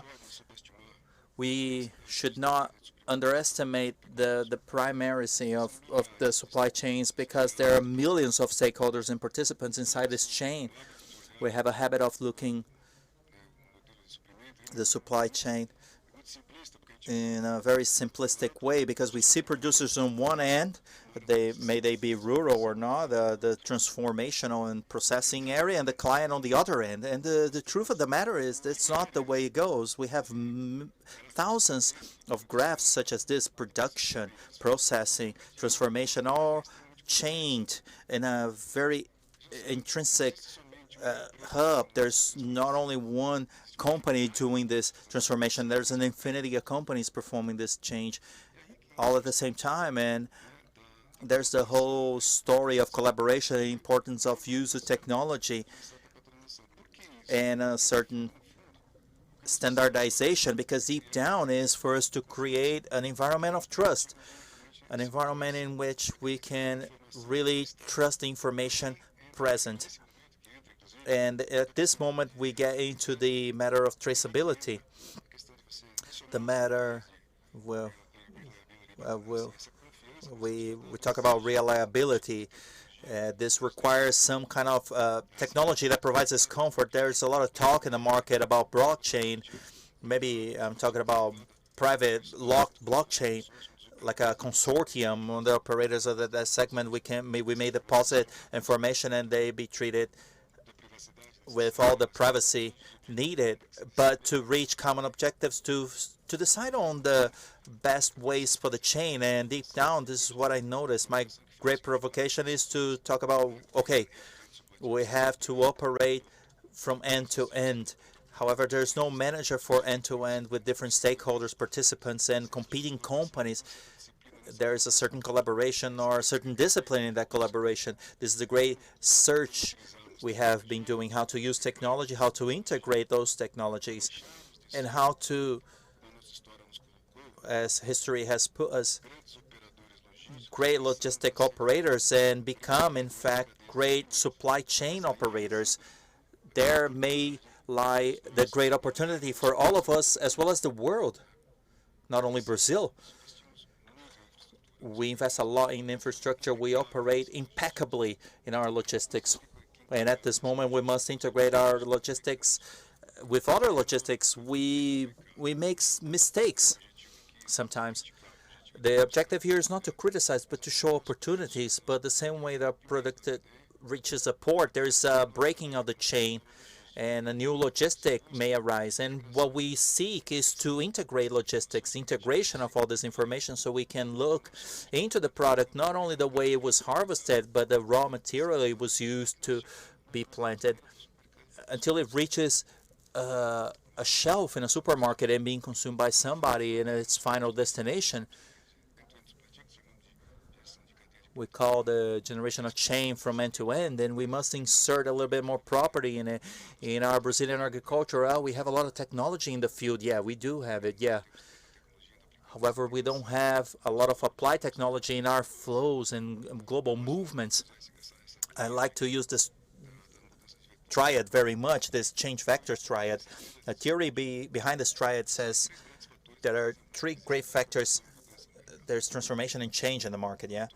And as I want to provoke, maybe being a little provocative with this collaboration, is the sector says that to consolidate any transformation or any change, we must perform on the culture, on the technology, and perform on politics. And understand politics, not as politicians, all the regulations that are embedded, governmental policies, and all that which regulates operation. Culture is us, the companies, everyone, using our desire to will. And there's a support from technology. This is not Brazil, this is not South America, this is the world. How do I see this? As I commented, the consumers, our clients especially, being even more demanding in some traits, no matter what they are. We see also governments being pressured on one end by regulation. We see suppliers and clients being in some way, they have to seek some goals amongst them, and deep down what could help us to solve great part of these problems, technology I see as low adherence, low adoption. Once we find, if we use technology as a great foundation to bring this collaboration, this integration, it will make the way we organize our global supply chain much easier. So I wrap this up with a statement saying, without technology, the agricultural supply chain management will face uncertainties, which will delay all these conclusive alignments to comply with most markets. This provocation I leave with everyone, and I finish with a video which I hope is rather inspiring to all of you, as it was produced by Deloitte. However, it's a video that will demonstrate what, in fact, will be very brief, a brief future, the future of supply chain. It presents a control tower operating integrated with all the models, predictive models, prescriptive models, and descriptive models. It's there and it's working in an integrated manner. There's a certain dramatization here, but it's a good example on how we must manage and operate our supply chain globally. So I hope you appreciate this video, and that may be a great seed planted within each one of your minds to feel the need of working with more technology in a more integrated way that may allow collaboration of users that are part of the supply chain.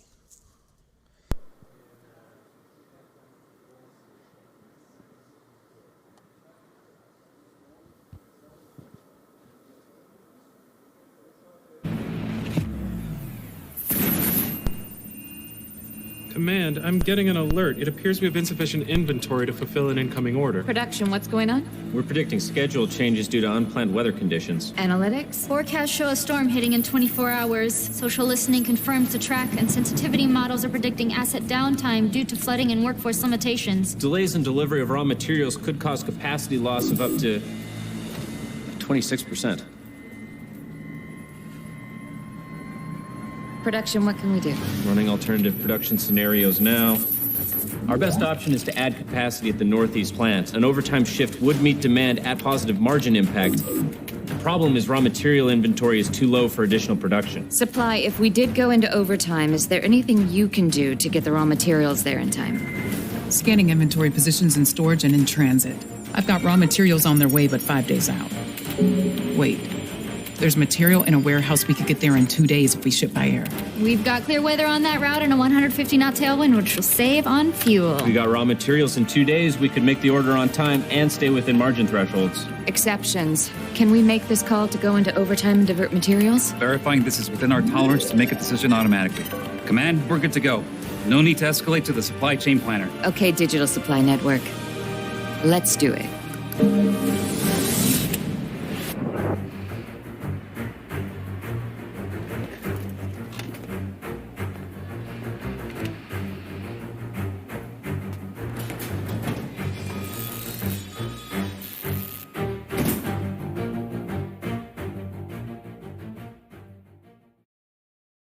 Gostado. Opa! Enjoyed? Sorry, technical problem here. I hope you enjoyed the video. We have many examples of what is already possible to be done today. Run scenarios in real time. Use analytics in our decision making. Naturally, our life is a little bit more complex than this video, but certainly we'll be reaching this very soon. The only point I leave here before wrapping up is that these things take a little bit of time to be implemented, and time is running.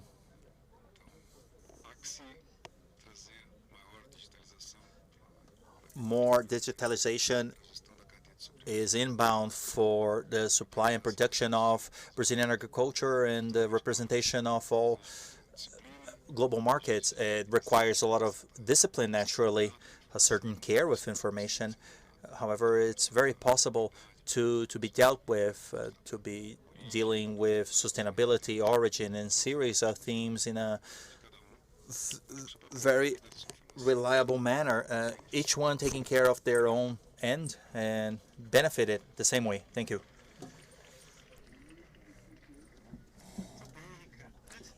Great, Ricardo. Before passing the floor to Alexandre, one of the comments that you've made, I think agriculture today regarding technology, agriculture in Brazil, is advancing and advancing very quickly. We are now champions in quantities in many, many cultures, and this was achieved through technology, and we will improve much, much more. Regarding preservation and traceability, we also have to show the world what the Brazilian farmers are doing regarding preservation, regarding sustainability. Embrapa has done a job and has proven that Brazilian agricultures preserve 219 million hectares in their properties. And that would be 42 countries in Europe. We need to show that we have chains that are certified, many of them. And we can indeed take this info to the world that the Brazilian agriculture has learned to produce and to preserve. Regarding soil, our soils regarding direct planting, technology, we are improving more and more. But we can't just produce and have it at home. We have to send it somewhere, and that must leave and must reach the consumer. And it is a great deal of work. And I would like to ask you something that we are living and we are trying to improve this integration with the other players besides the farmer. We know when our product left the farm, went somewhere. But throughout the players, there is an interest game, an economical game as well. The tradings want to improve the revenue, the exporter wants to improve the revenue, and the ships as well.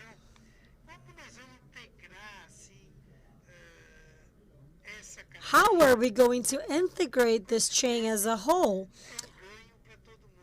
It will be a gain for everyone, a win-win situation, but sometimes the interests are not conflicting but are different. How can you see that?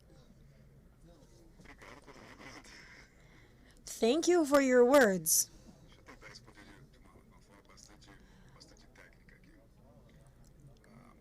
I'll try to answer this in a technical way. We leave millions on the supply chain. We don't have visibility. We do not operate the best way. We don't trade off consciently.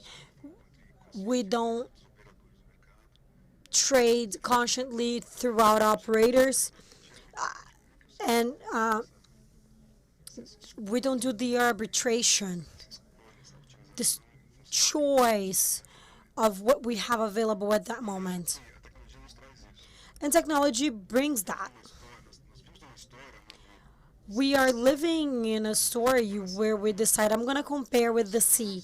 We look into the ocean, and we are deciding about the surface of the sea. We're capturing the opportunities. But technology can give us the opportunity to dive deep for opportunities. I had a request, if I can remember, a case of $13 million. It could be a lost sale. It could be an operation that wouldn't be completed. And bringing it to our reality, we have this capacity of generating and deciding with data, not just looking at the surface of the sea, having the opportunity of capturing value. This is huge. We are leaving a lot of money on the chain. We have a commercial management, not operational. We are doing this management in a solid way. But you have a lot of money on the table. You have a lot of opportunity to capture. I will reply to you saying, certainly it is a win-win operation. When you're capturing this value, this is distributed throughout the players. They each have their own proportion, but that's how I see it. If they're all in the chain, and if the possibility is preserved, we're going to maximize the profit. If we do that with sustainability, I think technology can help. In this event, we announced some certifications. And we digitalized that, and we can do that on the chain. We can demonstrate. We have other ways. And even to standardize the image of the rural producer, the farmer, as we have said. We have a lot of opportunity. And I must confess, all these opportunities will help the rural producer more than any other integrant in the chain. I hope I can answer your question. We have at Abrapa an experience that is the award Cotton Brazil, where we have the producers, cotton producers, and we have the logistics as well. Logistics is involved, and we only need the vessel providers. We have started that process. It's not an easy or simple process, but it is possible. We must dedicate to that. And as you said, the biggest gain is from the producer. Now, passing the floor to Alexandre Duarte, which is an executive director of Fermar Cargo and logistics director of AGRO-FOODS Brazil.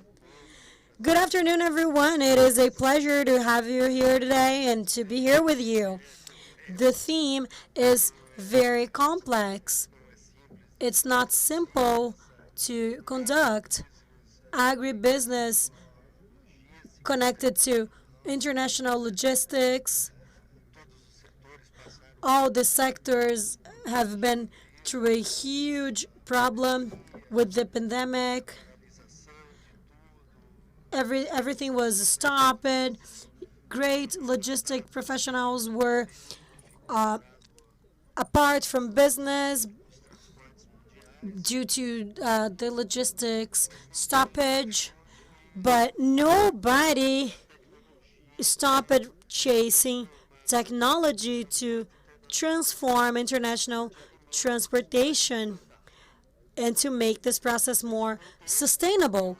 In that context, I want to show you the work we are doing with the vessel companies and air companies throughout the world, introducing biofuel to reduce significantly the emissions of CO2 in the world.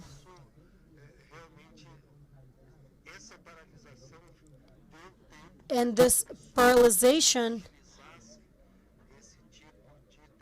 gave time for people to speed up this type of technology to apply in international transportation.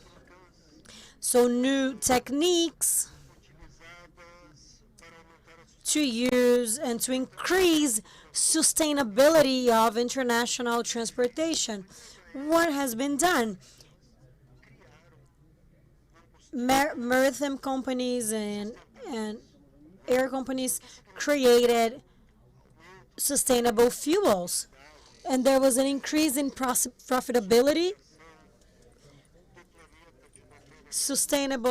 a more sustainable planet in a cleaner way. This implementation was done in a short term, and it has been developed. We have developed a cleaner fuel. It reduces in 85% the CO2 emissions to the planet. It's impressive what has been done. And how was this done? It was done collecting used materials.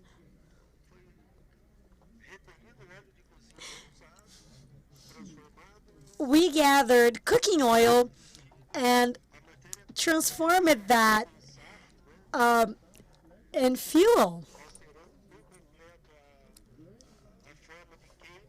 changing completely the burning type. Motors were adapted and the fuel. E desse resultado você tem. The fuel was mixed with standard fuel. And we have now certificates for that, and that is available in ports and airports throughout the world. But what does agro have to do with that? As AGRO-FOODS, we have many restrictions and supermarket chains that don't buy products that has been transported in airplanes because it pollutes, it's bad for nature, it's tough, and with new technologies, this is being done. So clean fuels, clean transportation, and our products increase the possibility of sale for whoever is radically against this type of transportation. Companies in San Francisco Valley have the certifications from maritime companies and airlines, and that works.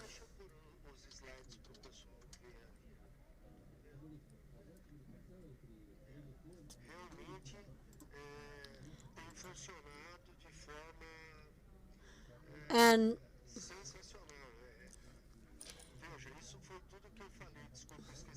I'm sorry, I did not go over my slides, but I've said of that. This is how it's produced, how it is applied. It's safe, and it ensures the production, and it ensures the Brazilian product will be in the supply chain.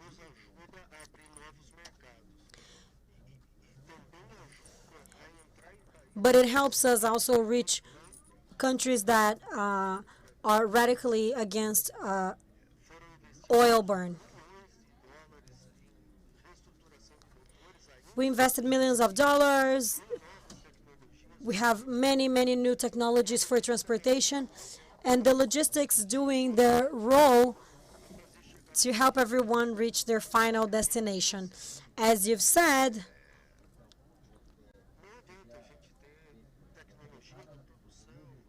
it's not enough to have technology to make the farmer adequate to everything that arises as technology and new things and many certifications, so you can have the conditions to commercialize your product, and then afterwards you can't deliver. It's not worth it. If you have trouble throughout your path, you're not going to be able to reach it. You produce, you have everything, and then it's not enough. So throughout this context, not only on the roads, but railroads, everyone is starting to be sustainable in transportation, because that's the future, and we depend on that, so the world can move on. Essa é a parte feliz do negócio. A parte triste é o que nós vamos ver agora. Segurança alimentar, né? Now we're going to talk about food safety in international logistics chain. But then we have a problem, as Ricardo was commenting, regarding the use of technology that is applied to the entire chain. we have some serious issues regarding transportation. Those pictures are for fruits, Brazilian fruits that are going to be exported, and they are being inspected in international airports in Brazil. And they're also inspected this way when they arrive throughout the world. Let's go. This fruit doesn't come this way. It has traceability. It leaves the farm traceable, clean, ready to go to the truck and goes to the airport. And once it arrives to the airport, it must be checked by the competent organs. If we are in the logistic chain, we think this is a problem, because you decharacterize the product. This is an airport cargo terminal. Those boxes that are over the benches, they are inside the terminals where we can have everything. Tires, shoes, clothes, you name it. We do not have a special area to handle ports, to handle food in ports and airports. The clean and organized chain where people demand in the origin, it's broken throughout the way. It is a concern. And why am I saying that? Because the fact that you are decharacterizing this product the way it came by the origin, it changes, and then the chain will be backwards. It will go back to our hands because the transporter is the one responsible for the problem. But the problem is not in the transporting, it's in the handling. And you have a reverse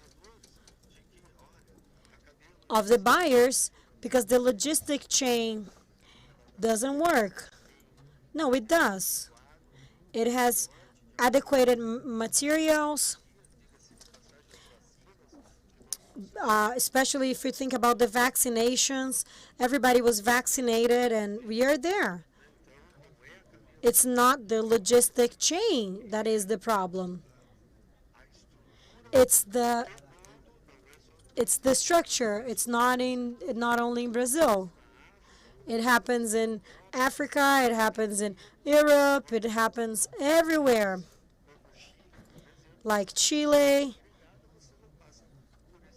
In Chile, you have a designated area, and you don't go through that. But in many, many countries, the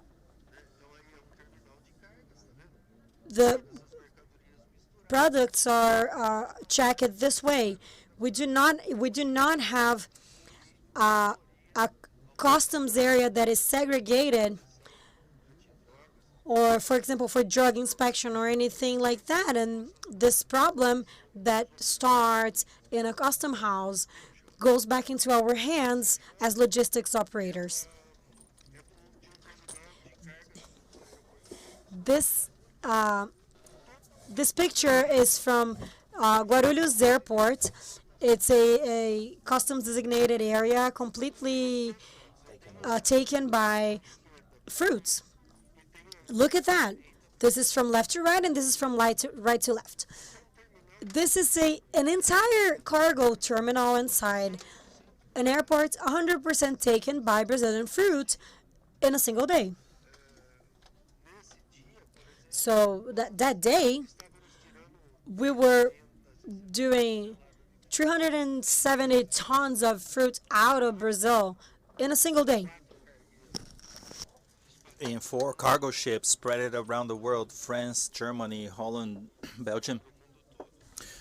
has been shipped throughout the world. So there it is. The supply chain has evolved. Exportations in Brazil have grown absurdly in the agribusiness, and the structure is leaving a lot to be desired. What concerns us is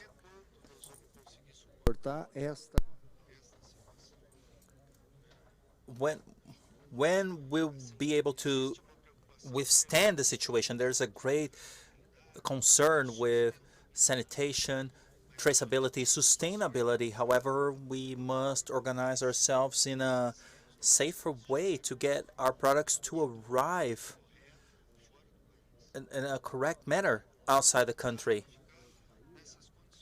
We cannot stay in these conditions. It's rather dangerous. There's a lot of cargo, there's a lot of products, and we just can't handle it. Why do prices go up in international logistics, Julio?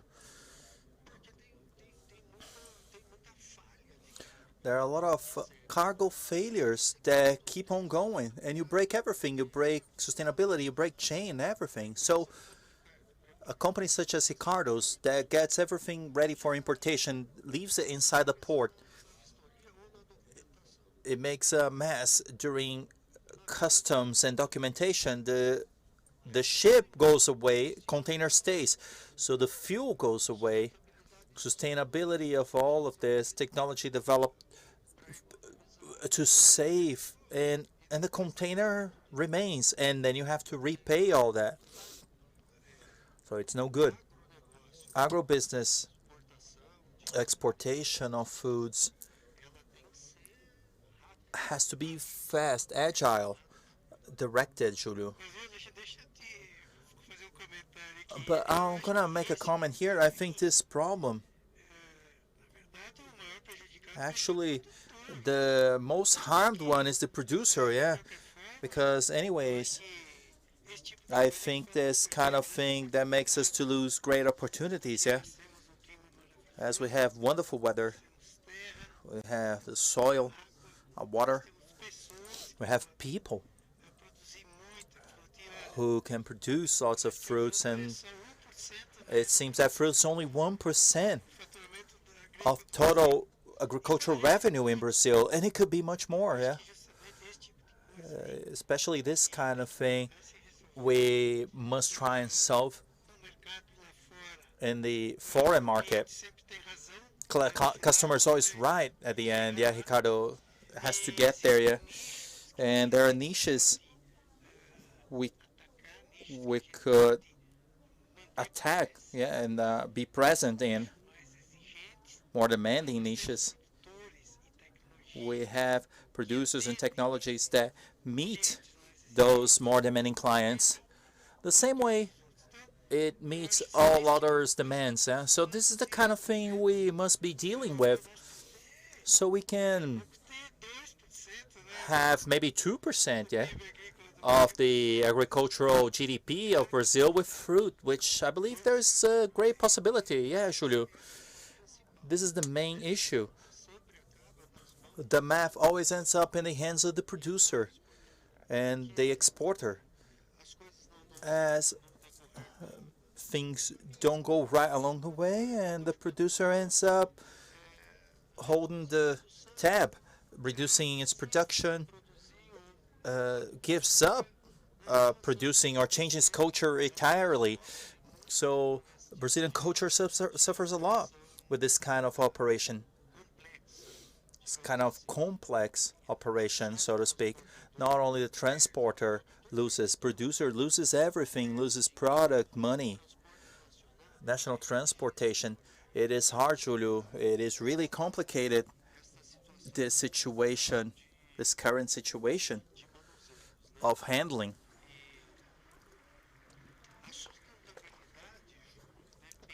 Sustainability depends on bigger efficiency.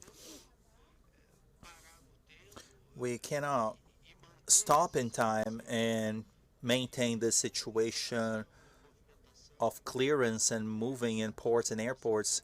We must have a quicker path for the food, more efficient, so the producer is able to produce and benefit from what is being exported, yeah? So the fruit chain has been suffering. It's going step by step, very slowly growing, and suddenly there's a problem and another problem.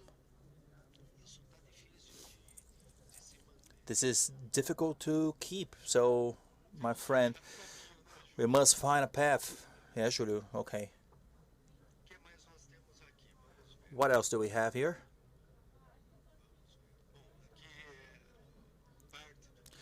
This is part of what has been done regarding the situation in the airports. And here is another problem we also have, which is intense inspection for drugs. You see here that that's right, it has to be done. There's no other way around it. But we could avoid this in a more...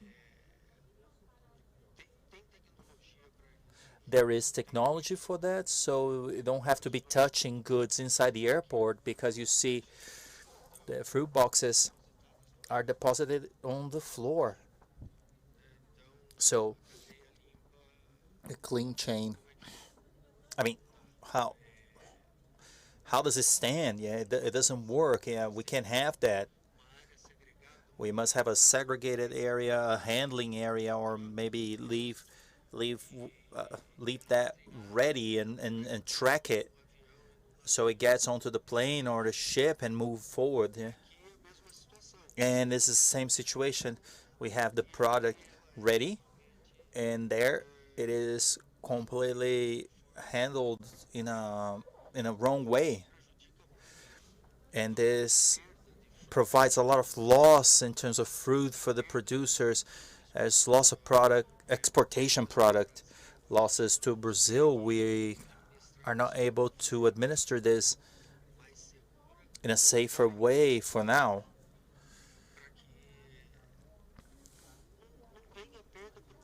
So there's no loss for the field, yeah? It's very difficult to produce. It's not easy. Everything is expensive. And loss in quality too, yeah, as the product will be getting to its destination. And oh yeah, so Brazilian fruit has problems, yeah. Yeah, actually, it's not something routine, but it does happen. Nesse contexto, você tem...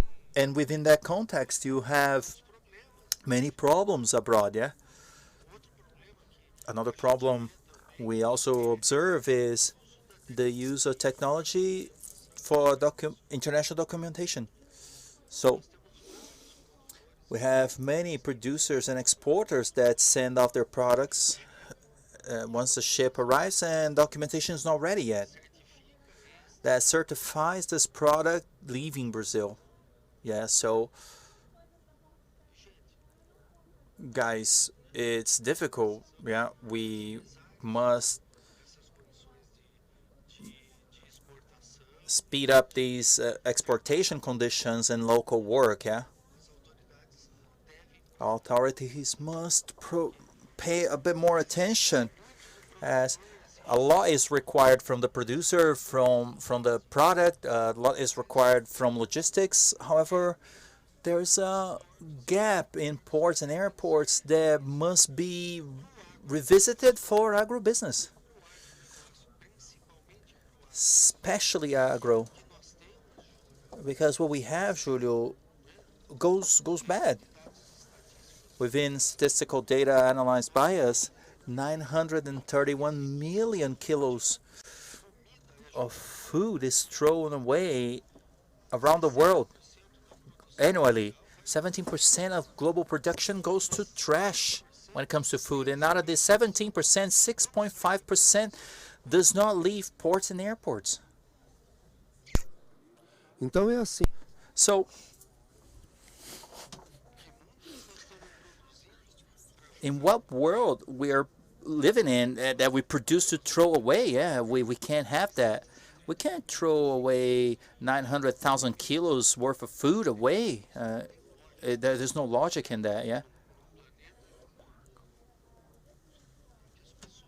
in a planet in which people go hungry, distribution is difficult because many times, as we were speaking, you're able to produce within all the applied rules, but you cannot reach. Brazil has a lot of countries we can't reach to commercialize its products. We have problems with Russia, for instance, to be able to get fresh fruit to Russia. It's very difficult, logistical problems. So it's a lot of food thrown away, and food that does not leave ports and airports. It leaves production, is transported up until embark point, and it goes bad. Or it leaves production with all the certifications. It goes on board, it crosses the Atlantic, it doesn't leave the airport on the other end, and it goes to trash. There's a lot of food. We cannot have that any longer, yeah, Julio? Very good, guys. For sure. And we thought that soy, cotton, and corn, had problems regarding logistics and exportation, but in fact, fruit is a much bigger problem that must seek improvement if we really want to grow more in our market. And fruit employs a lot of people, and that's rather important, especially in the regions of the Northeast, where there's a lot of need for job and income, and fruit can help greatly with that. So trying to seek a solution. Let's knock on Minister Marco's door and let's find a way out and improve what we already have. Yeah, there is a complexity to it. It's not easy. Yeah, this matter of drugs is a very serious problem, and it's complicated to solve. As Ricardo put it, there has got to be some kind of technology or something for us to be able to improve these matters. If I may say something, technology provides visibility. And visibility is to get attention of lots of participants in the chain, and together we can seek a solution. One of the things I like the most is the management of your crops is supply chain management is easy, simple. One of the most complex things there is, because considering all the variables at hand, something very noticeable for everyone involved. It requires visibility and agility in everyone's decision, because problems do come up. Problems such as the one in the airport, they do take place. However, we must have alternatives, yeah?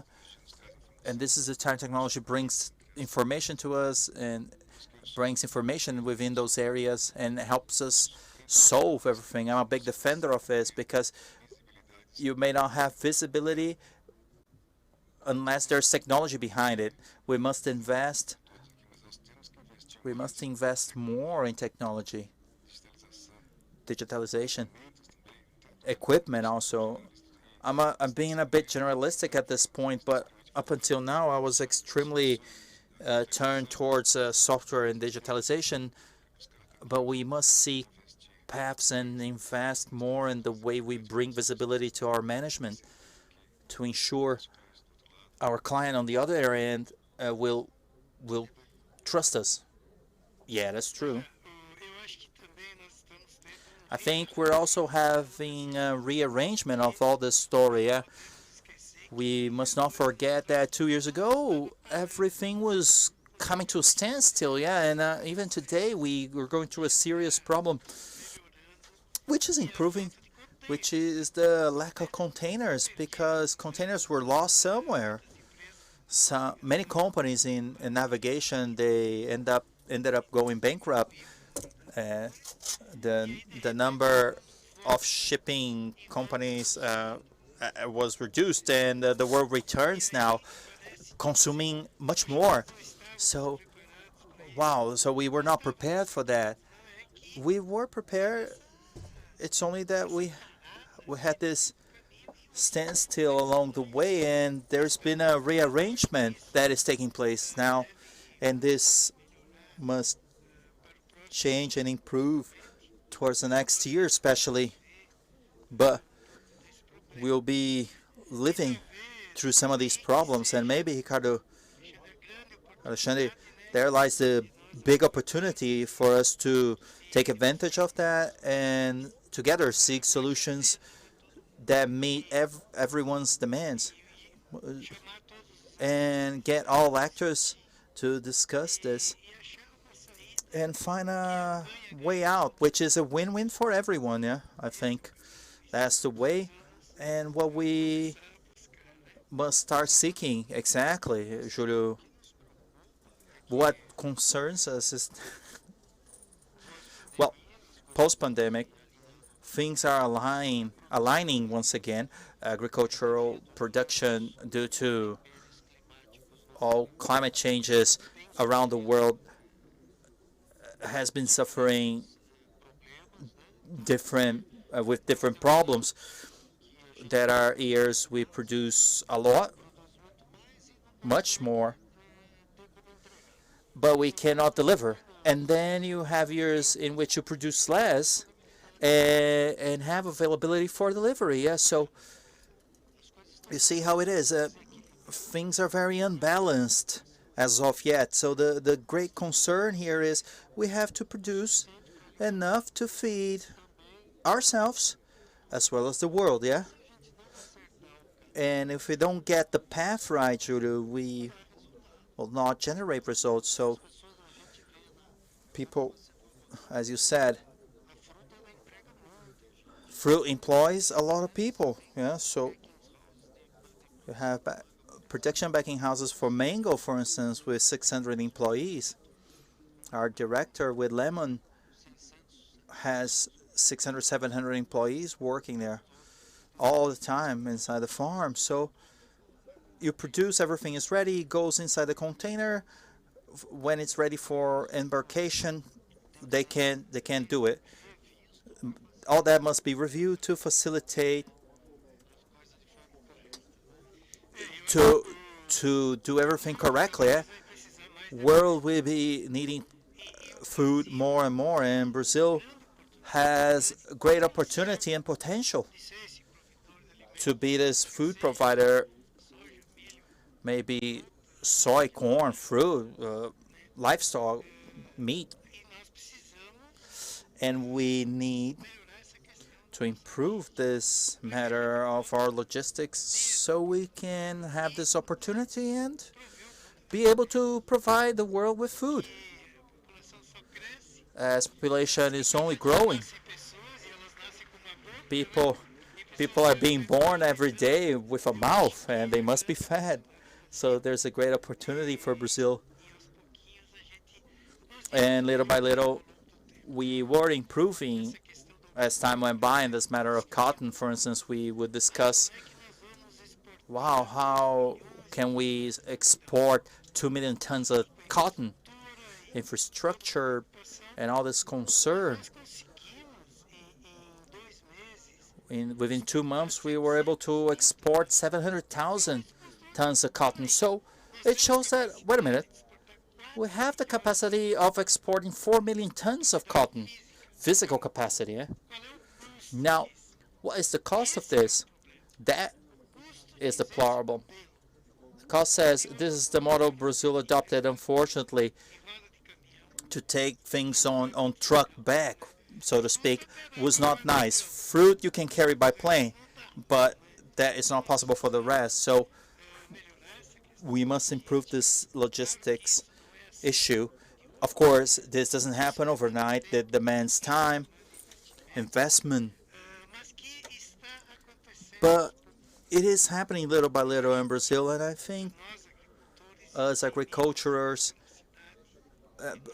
we apply an enormous speed in production, and state has not been able to keep up.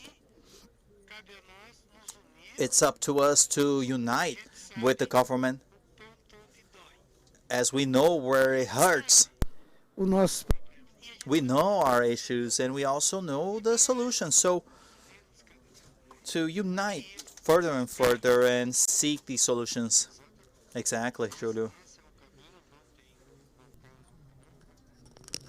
That is the way. There's no way back. And I see, Julio, agro is being considered, well, how can I say that? We see agro on the demand of other products, other exporting products going the same path. But agro must be different. What we produce goes rotten, won't travel safely. It demands agility. It demands caring to work with the products of agro, which is food, or sometimes fabric or grains. It can't be dealt in a general way. It must be in a special way so we can reach out our objectives. Countries like Chile, food products are a complete different chain.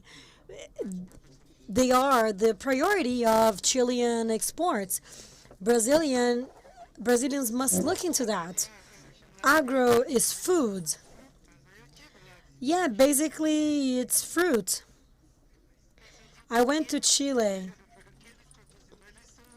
They have very little available land, but they produce a lot.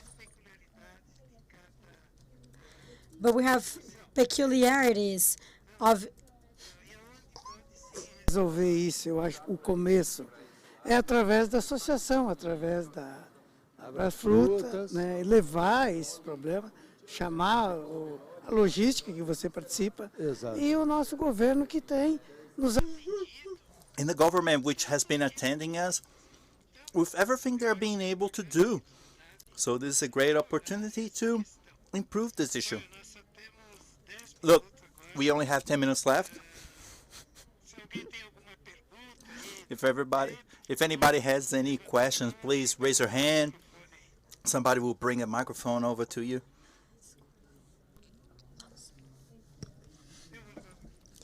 I will take the mic.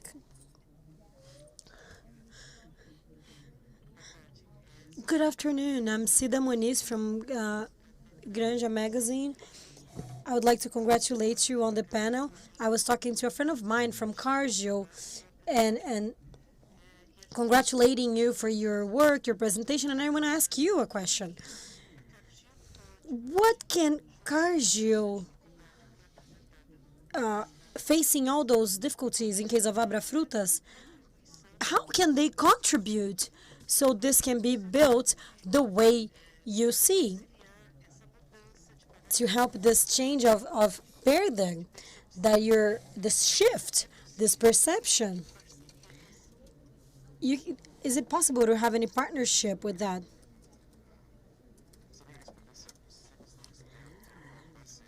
I don't know if we can have a partnership regarding that, but my life is a life of problem solving. I started working with supply chain, and that meant I have the commitment to solve problems. What I believe and the way that I think Cargill thinks about problem solving is that it's not always simple. But why are we thinking about collaboration? Collaboration makes the opportunity of everyone being listened and being listened to and talking. And I will use the term that Julius said. All the players in this chain, they have to play their role. And then we insert processes and measurements, and then we have technology. We need to measure. And then we're going to see other problems again. We have a lot of technology available in the market. We have a lot of methodology, a lot of problem solving. And I will do my provocation in my presentation. There's no solution. And then that's the thing. All stakeholders must be sensible that this won't be good for someone. It might not be good for a segment, for a company, for a business, and it must be solved. So what can I take from the fruit problem? All this methodology, a bit of humbleness, and thinking that we are not the owners of the truth and the only problem solvers that exist. We must have a lot of collaboration and availability to understand and to solve the issues. This situation that Alessandro brought us needs investment. But Alexandre, I've been sitting here and I'm listening to you speaking, and we have return. We need government, port operators, logistic operators, rural producers. They profited a lot with the efficiency. It's not efficiency. It's having excellence to solve the problems. So don't feel alone. Problems in supply chain, logistics problems, they are everywhere in all segments, not only in Brazil. But what we have is that we might have more trouble to solve a few problems because of economical issues or other issues that are out of our control. But normally, although all of those investments are paid off and have a lot of return of investment. That is based on your comment. President Sergio, I would like to congratulate Alexandre and Julio and Ricardo for the content that you have brought to us today. You can see our main theme is to discuss sustainability, and logically sustainability from the point of view not just environmental, which is common, but from the economical and social as well. Have you thought about the social damage of this deficiency in the world and the chains and everything? Just so you can have an idea, what is the cost of that? What is the function of logistics when you're thinking about chain? Is to transport where you're producing to where you're consuming. And we're feeling, Julio, as producers, we're feeling that we are doing our role. And we feel we have 2 billion people with needs, suffering from malnutrition, and suffering from this transportation. This definitely will cause profound damage on this chain. We're going to have registered here what you have discussed. Let's do a solution. We're going to have some meetings, as Julio said, with the determination. That's what I wanted to say. That's the provocation I want to do. Thank you, Sergio. Meu nome é Elizabeth Chagas. I'm Vice President of As Brahmas.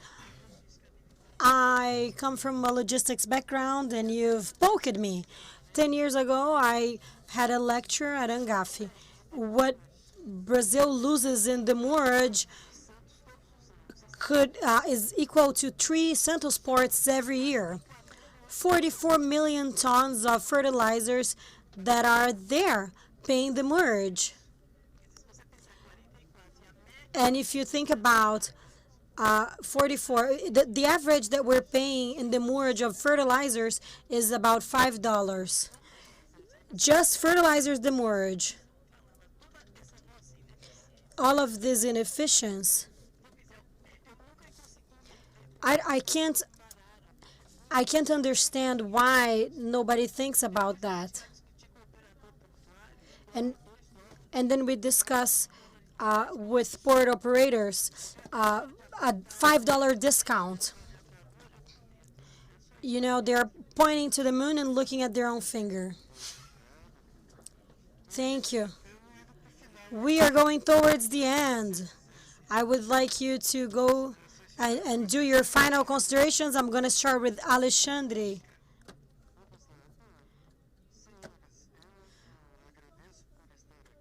I would like to thank you for being here, for listening to me. It's news that I'm here, GAF 2022. First time I'm invited, but this suffering in the logistics chain, I'm well known of that. I've suffered for 33 years. I work with international logistics since I was 19. I am in the board of AGRO-FOODS, and I feel the problem for agro as well. Initially, we had the problem in logistics, and after we realized that logistics also affects the producer. And they're being pressured to have everything correctly, traceability of their products, and once we get on the shipping ports, it's unfavorable, and the bill goes back to the producer. And we can't do that. We can't have people starving anymore. The solutions are here to solve those problems. This is a problem that is solvable. Thank you, everyone. Júlio. Ricardo. Eu vou fechar com um pouco mais de otimismo aqui, pelo seguinte. Veja só. Well, I've been on this market for many, many years. I've discussed the merge many, many, many years, and I keep discussing. Many, many years ago, my decision was a bit obscure. And I decide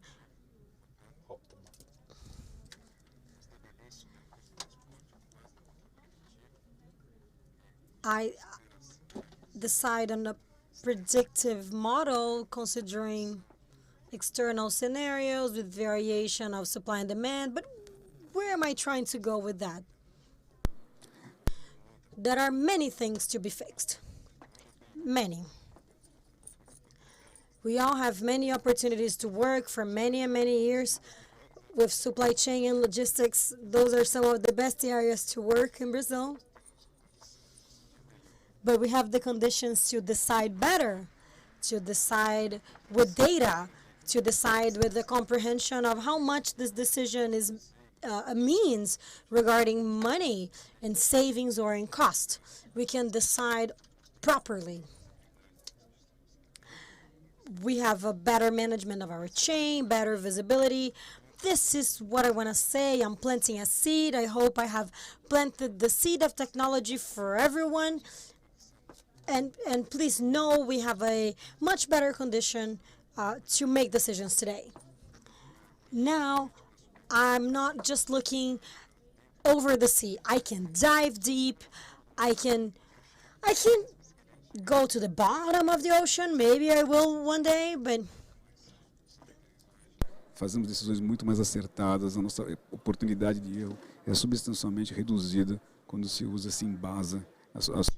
But we are deciding more solidly based on data. We are developing lots of things when it comes to industrialization and technology. However, there's a little bit of standardization left. If everyone goes along their own way towards modernization separately, integration will be made more different. So we were able to provide more standardization and collaboration within the chain. And collaboration is not only one segment. It's soy collaborating with milk, soy collaborating with fruit, collaborating with like this opportunity inter segments in which we operate, as long as we use the means of transport. Thank you very much. Either way. Okay.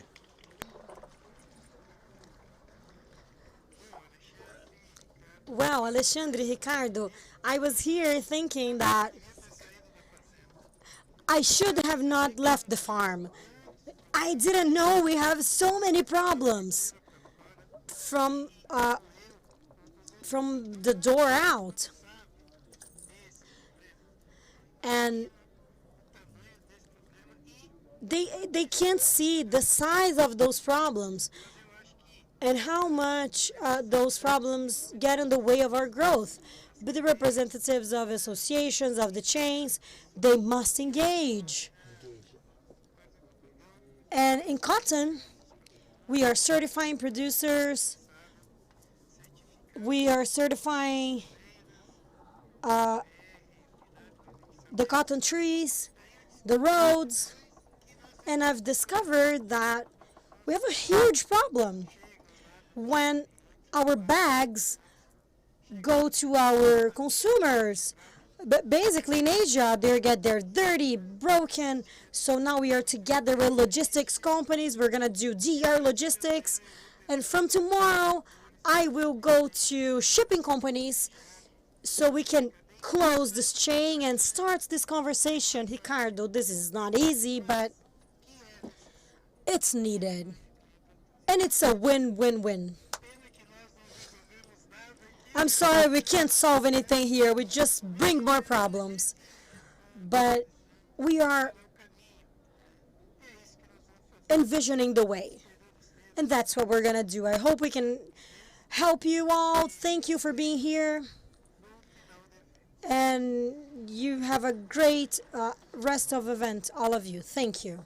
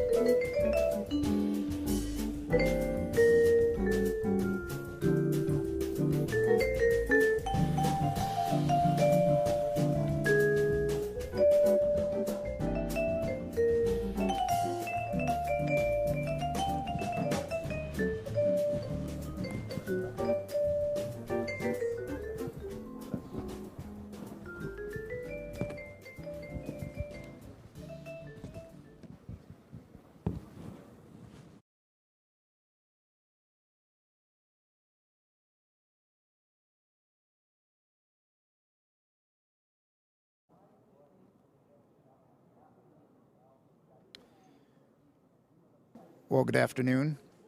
I hope this is working and you can hear me okay. Very good.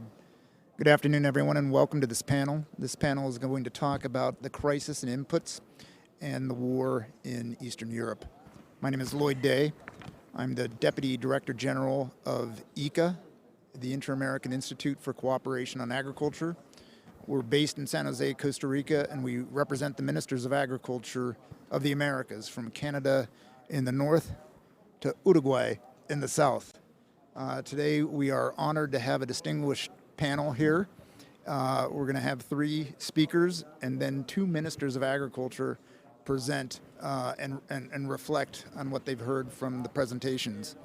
So I'm going to start introducing from my left and then go online. To my left is Fernando Matos, the Minister of Livestock, Agriculture and Fisheries of Uruguay.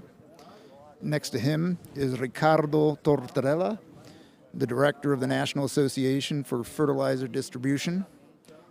Online, we have Esteban Valenzuela, the Minister of Agriculture of Chile. Durval Durado, the Director of the Escuela Superior de Agricultura. And Paulo Sergio Pavinato, a professor at ELSAC. So the discussion around the increase in agricultural input costs has been on the agenda since the middle of 2021, when production costs began to be readjusted after 2020 with a little variation. Soaring fertilizer prices worried producer, and the ratio of the price ratio was increasing rapidly, with nutrients valuing at a much faster rate than soybeans and corn.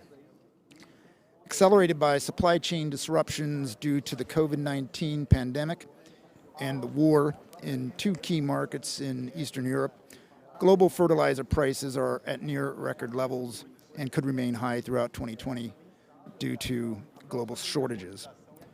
Part of the supply of nitrogen and phosphates was restricted due to limitations on exports from important market players such as China and Russia. At the same time, the exorbitant rise in natural gas prices raised production costs of ammonia, escalating into an even higher valuation of production costs of nitrogen and phosphate fertilizers. The situation worsened even further with the beginning of the conflict in Ukraine at the end of February 2022, and then the logistical difficulties in the Black Sea and the Baltic Seas began to interfere with commercialization of nutrients from Russia and other important producers.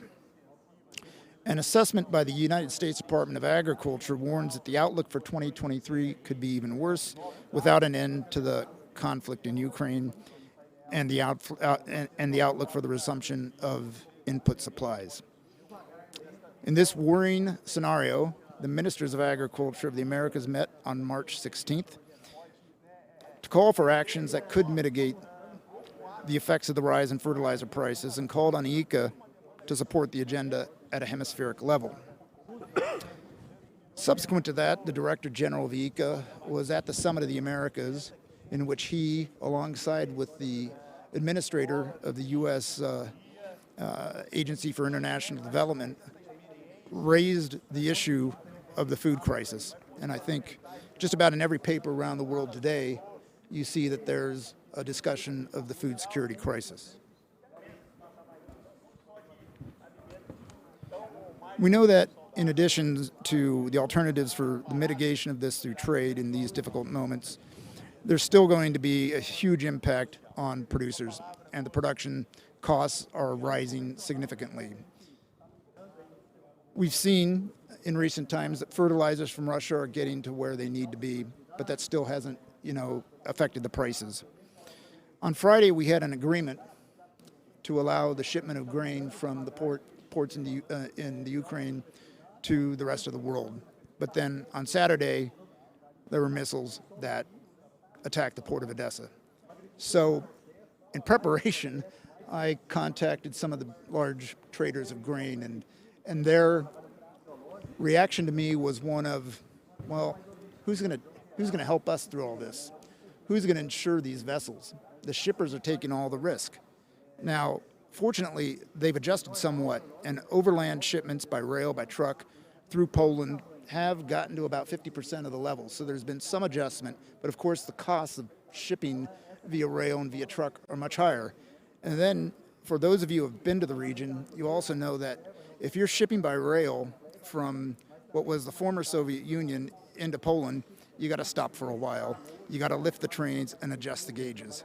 I've had that experience since I was a college student in the 1980s, traveling from Warsaw to Moscow a couple times, and it takes hours for that to be adjusted. Imagine with tons of grain, how much time that takes and the cost to not just the shippers, but to everyone along the value chain for that to happen. We at ICA are working with the ministers of agriculture, with the grain trade, with everyone else to ensure that there is dialogue, ongoing dialogue like this, but also between the ministers, among the ministers, so that their voices are heard and that they're talking to the farmers as well. So in this discussion, we're going to have a number of different presenters. I'm looking forward to learning from each of them, and then from that, we'll have the reaction of ministers of agriculture, and then hopefully some time for questions and answers with all of you. So to start things off, I'd like to call on our first presenter, Durval Dorado, the director of the Escuela Superior de Agricultura. Durval, the floor is yours.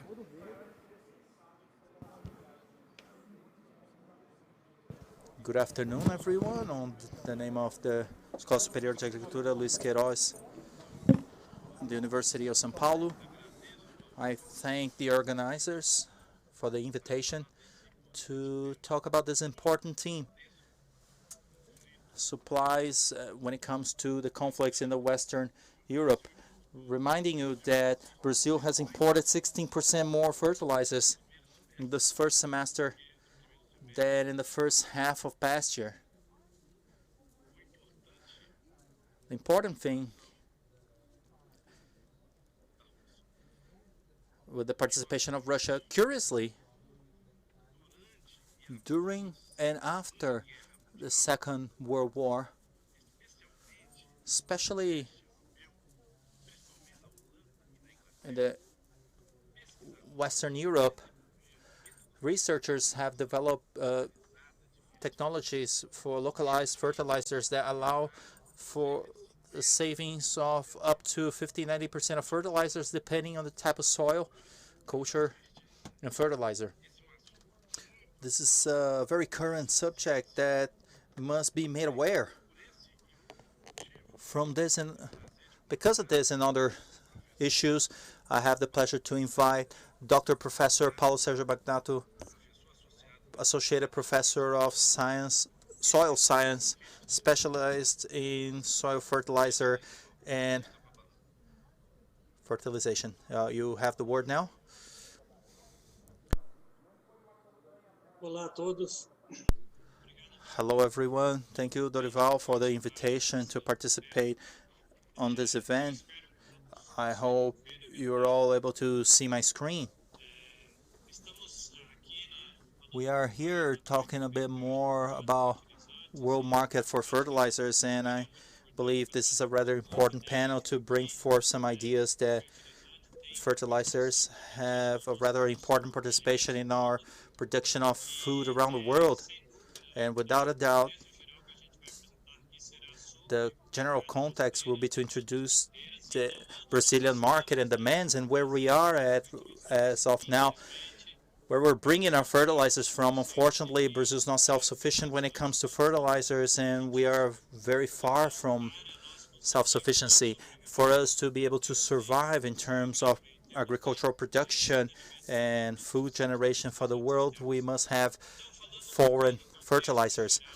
When it comes to fertilizers around the world consumes about 100, let me just use my pointer here, around 185 million tons of fertilizers, and out of these, China consumes practically a quarter of this, 15% India, 10% United States, and Brazil is at around 8.59% of world consumption. However, the production of fertilizers around the world is focused in some countries, and Russia has grown quite important because of this. Russia, among the exporters, is the main one. They export more than 15% of worldwide fertilizers, followed by Canada and China and other countries inside this context. So our participation and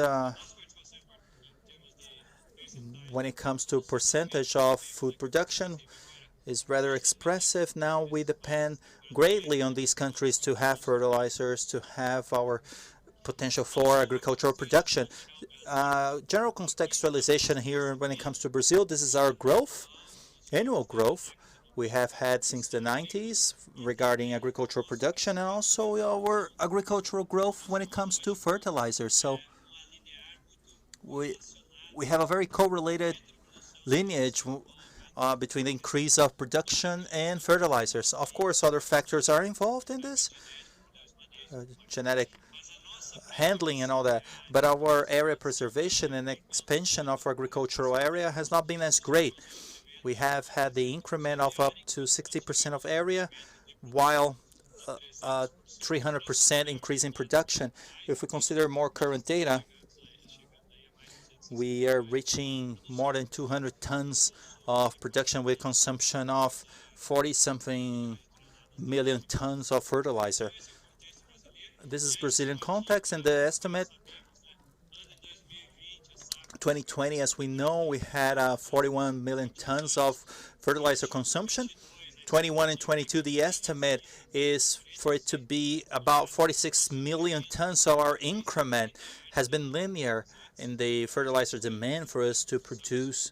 We also have to have an input of nutrients for soil. Considering that all this crisis with Russia, especially mainly with the price market, the commodities and fertilizers must break a little bit the impact when it comes to next crops. But however, we're at an estimate today. If we grab extrapolations since 2000, which was a great pull of culture in Brazil, especially in soy production, we have this growing linear for the next decades to follow. So thinking about the correlation between what Brazil consumes and where this fertilizer goes here in Brazil, soy is our greatest use for fertilizer. Corn around 16% and sugarcane 13%, and the other cultures are divided there in the graph. So when you think about total demand for fertilizers today, we are importing practically 80% of our demand. So we do have to invest, in fact, in internal production and be less dependent on importation. Considering where fertilizers come from around the world, look our hand in Russia is the biggest producer, 70% of the world. For nitrogen, it's for phosphorus, it's the second in the world. China produces more. Here we have other countries involved in here. However, Russia is in third place, and for potassics, Russia is already in third place in terms of production, losing to Canada exponentially and Belarus. And we have here great participation in terms of production, and this impact for us in the Brazilian market in 2021 was great. Out of the 40 million tons we imported, approximately for 21, 20% came from Russia. And out of these, all the ammonium nitrate, 30% KCl, and 1.37 from urea. This participation of Eastern Europe, especially Russia, in our market has been great. And unfortunately, it's a little difficult for us to say whether we'll be able to get rid of this market, as we don't have another extraction from other countries. Not other country can produce this fertilizer to supply the demand here in Brazil, as well as in other cultures of large scale. So considering figures, China is a great producer. However, they consume a lot, but they don't export as much. The United States afterward, followed by Morocco. So these are the countries that dominate phosphate reserves in the world, though Russia produces a lot of and potassics from Canada that dominate the market. However, Russia has a great participation as well, as they don't consume as much. So all the potassium production and hydrogenated from Russia is great for mostly for exportation. So Belarus has a great participation in market for this modern agriculture of ours, which involves large-scale production. Thinking about specific markets in Brazil, we have our hydrogenated. We have many problems related to nitrogen specifically.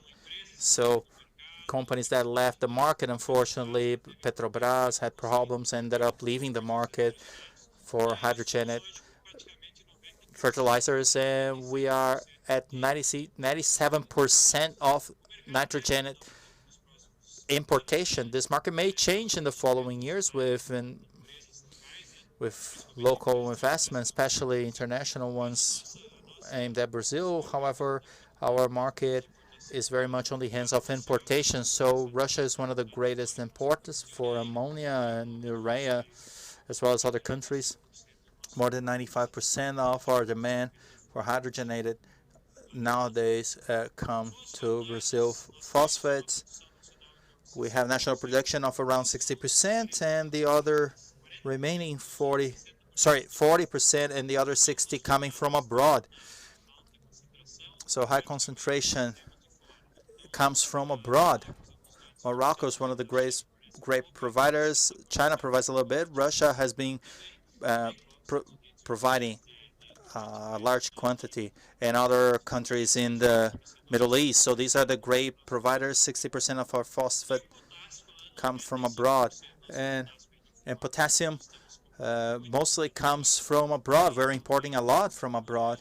The biggest one is Canada, in fact. However, Russia has had an expressive participation, especially before the war. So there was some months were a little stagnant when it comes to importing fertilizers from Russia, but it seems that markets are reopening for both Belarus as well as Russia are widening and must regulate in the following months and level up the importation. However, prices are rather difficult for our agriculturers. If we imagine then, this is not Brazil, this is worldwide. The price for phosphates and hydrogen today are a completely different reality compared to what they were like back in 2020. So we have the map reaching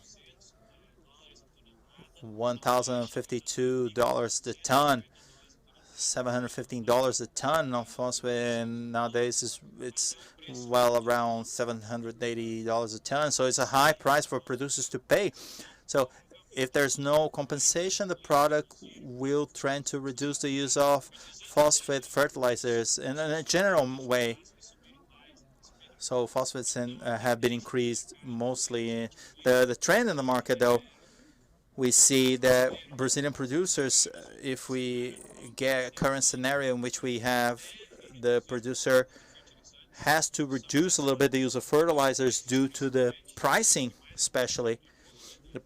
The price almost more than tripled in the past years, so this demand may drop due to price. Producers will not stop producing. However, they will have to have a bigger control of expenses and a bigger regulation, adjustment of use of fertilizers. So our perspective is that phosphates and potassium will probably reduce in demand, unlike the other ones. And the market seems to be returning to being a bit more open.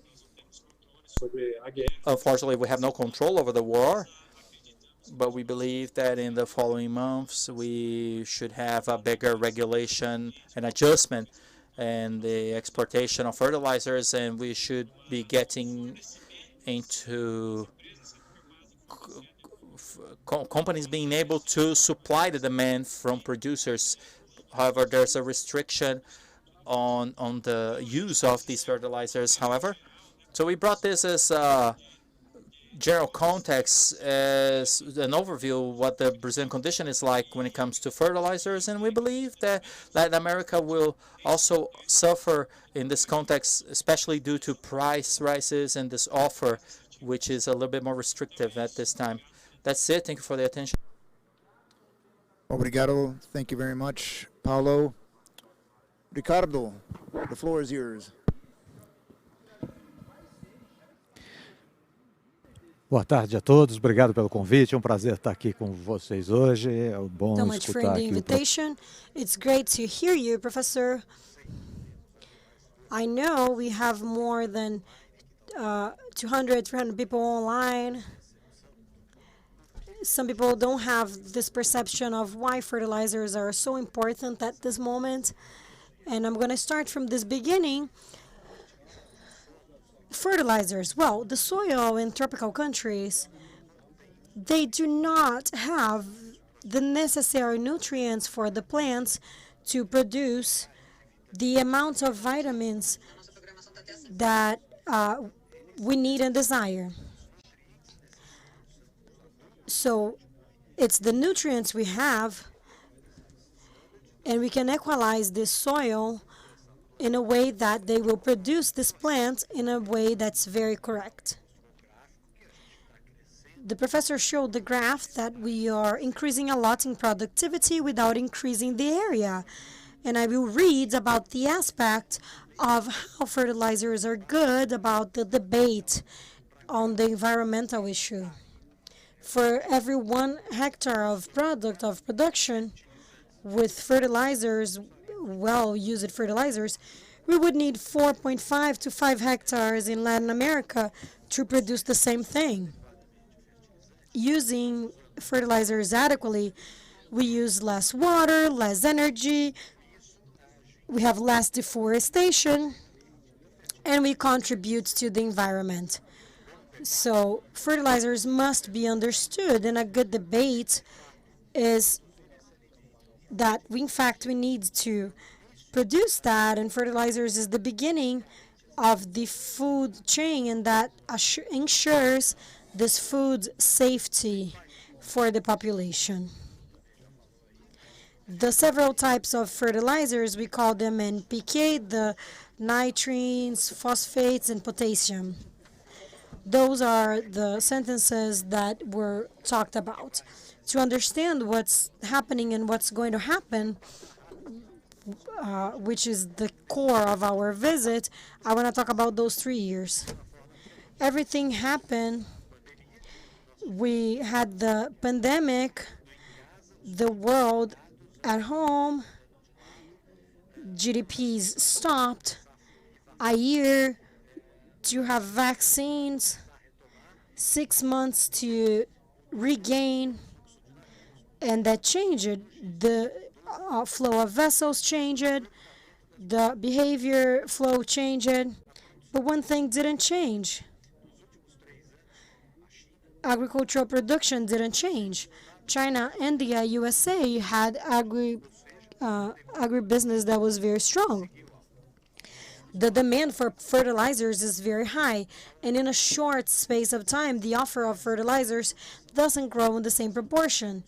That's what happened on the last 3 years, and as an economist, the first economy lesson we learned, if the demand grows and the offer doesn't grow, the price increases. And the prices in fertilizers started to increase since then. To make it more complicated, in 2021, we started having in the world a geopolitical situation that was complex. From the middle of last year, energy crisis, oil price rising, and fertilizers in that context suffered something else that must be highlighted. Brazil imports a lot from Russia. This potassium levels. To have a crop here in Brazil of 280 million tons, We need 12.5 to deliver those 12.5 million tons. 2.5 came from Russia, and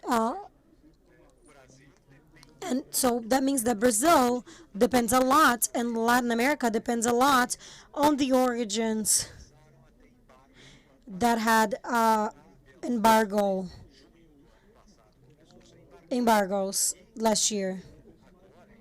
Belarus started having embargoes, and Lithuania, an OTAN country, had the decision that the products of Belarus cannot circulate from their railroad.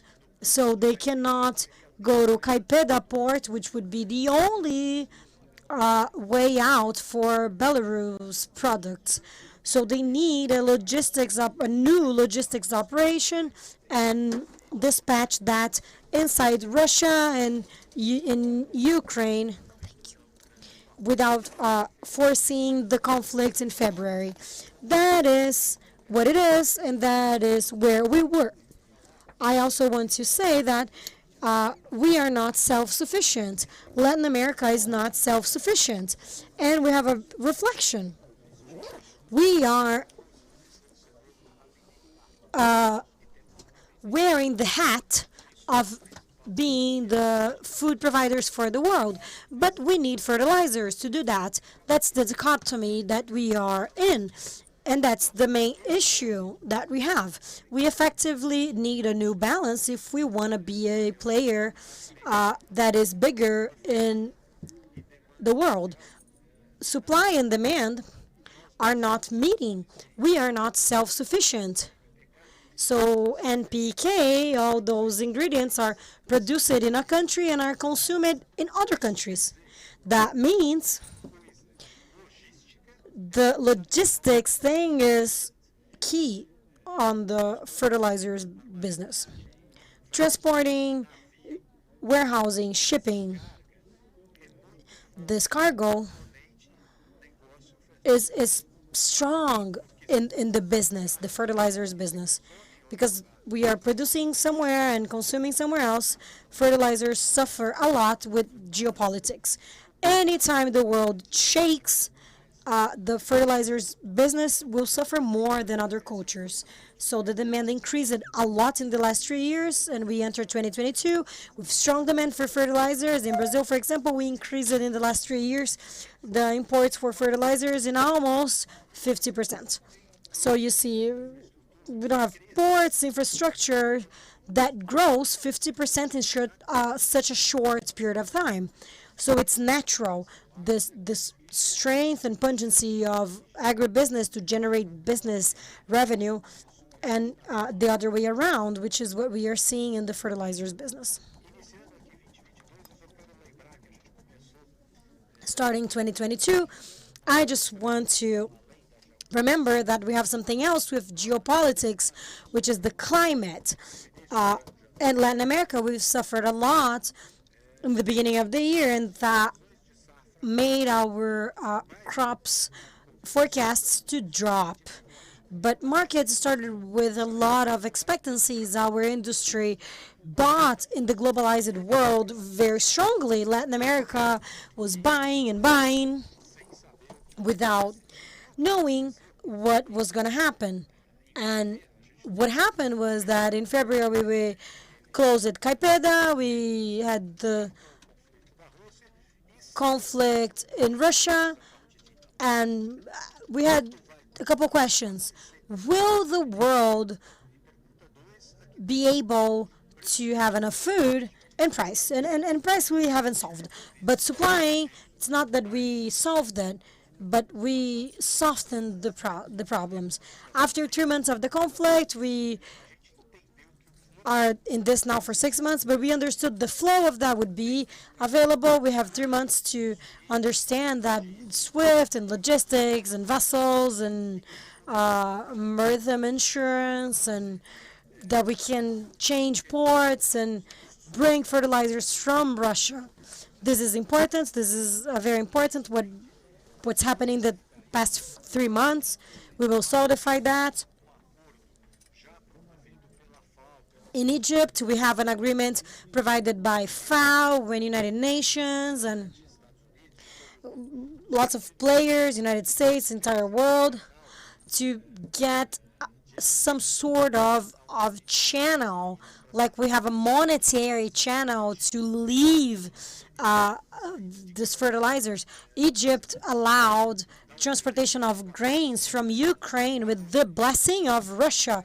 This is important, and the next step, I think, should be in that direction, and we hope to have that for fertilizers.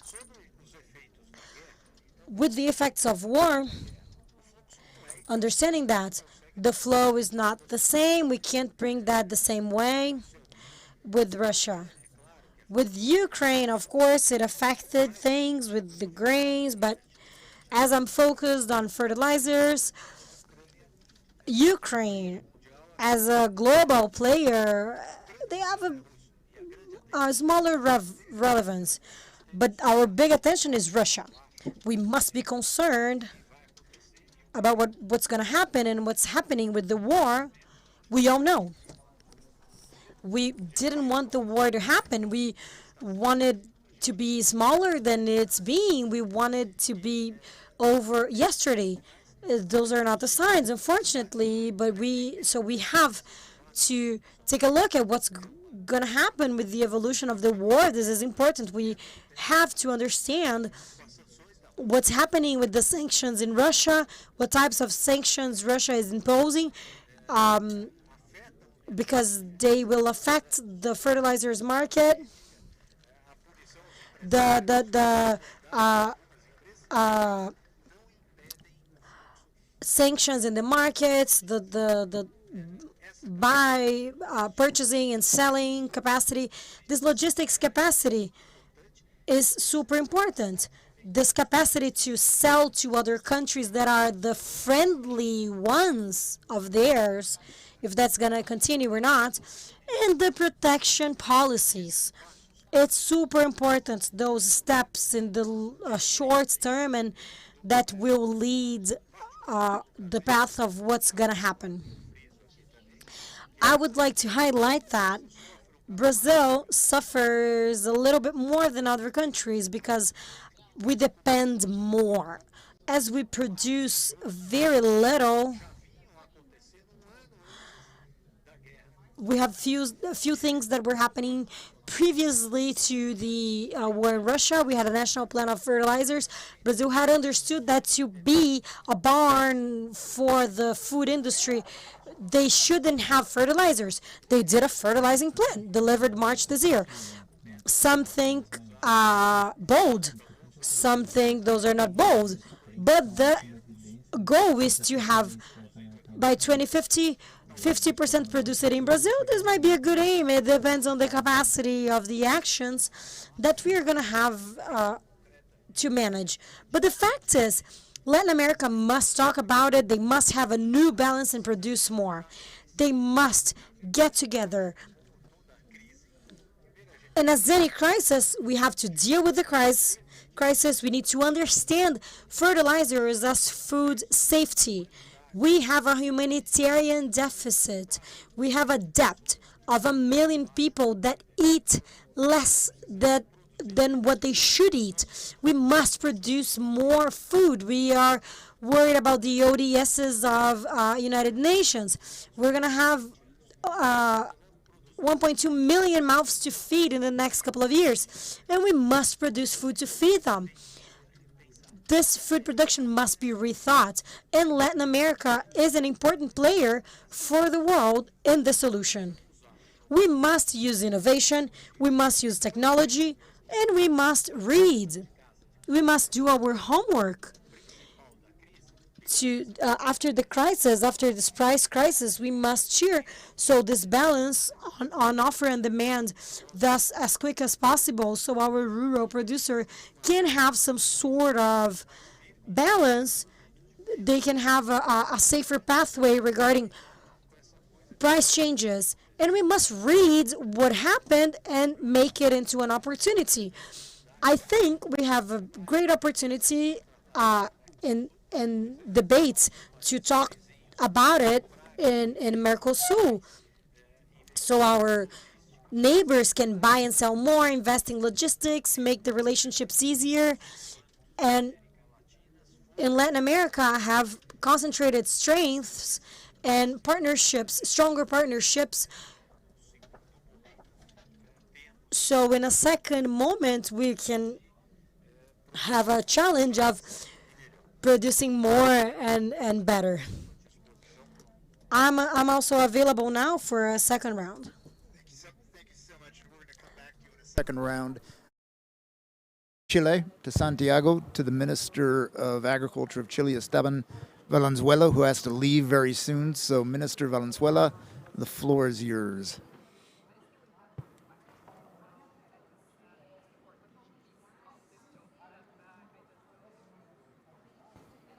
And you're frozen.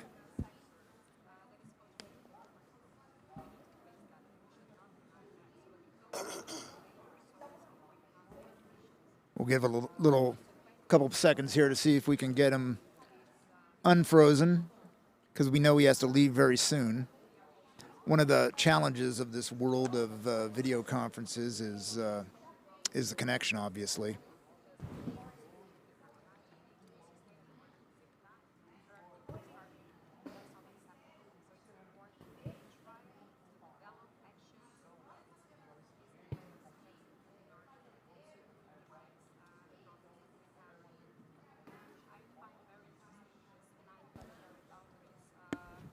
Seguir por enquanto que o remoto caiu, tá? Is there? Is connected? Yes, we hear you. Sí, escuchamos. Adelante.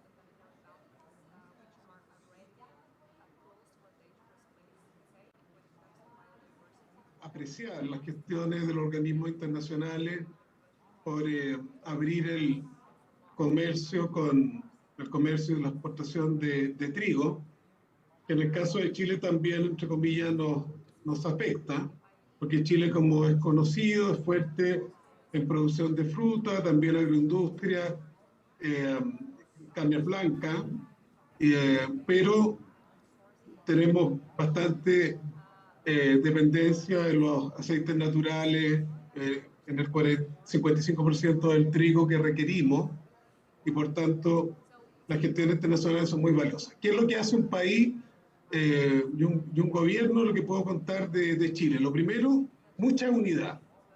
El país ha estado en un proceso, no obstante polarizado por el debate constitucional, sin embargo, con una gran colaboración, progreso política, y en el caso de agricultura hemos extremado el diálogo con todos los actores y hemos creado una Comisión Nacional de Seguridad y Soberanía Alimentaria, en que está la patronal, está la agricultura familiar campesina, están los productores de agroecología, están las comunidades indígenas, están todos los sectores, y esta comisión va a generar un plan en que se retoman muchas cosas que estaban fuera de la agenda.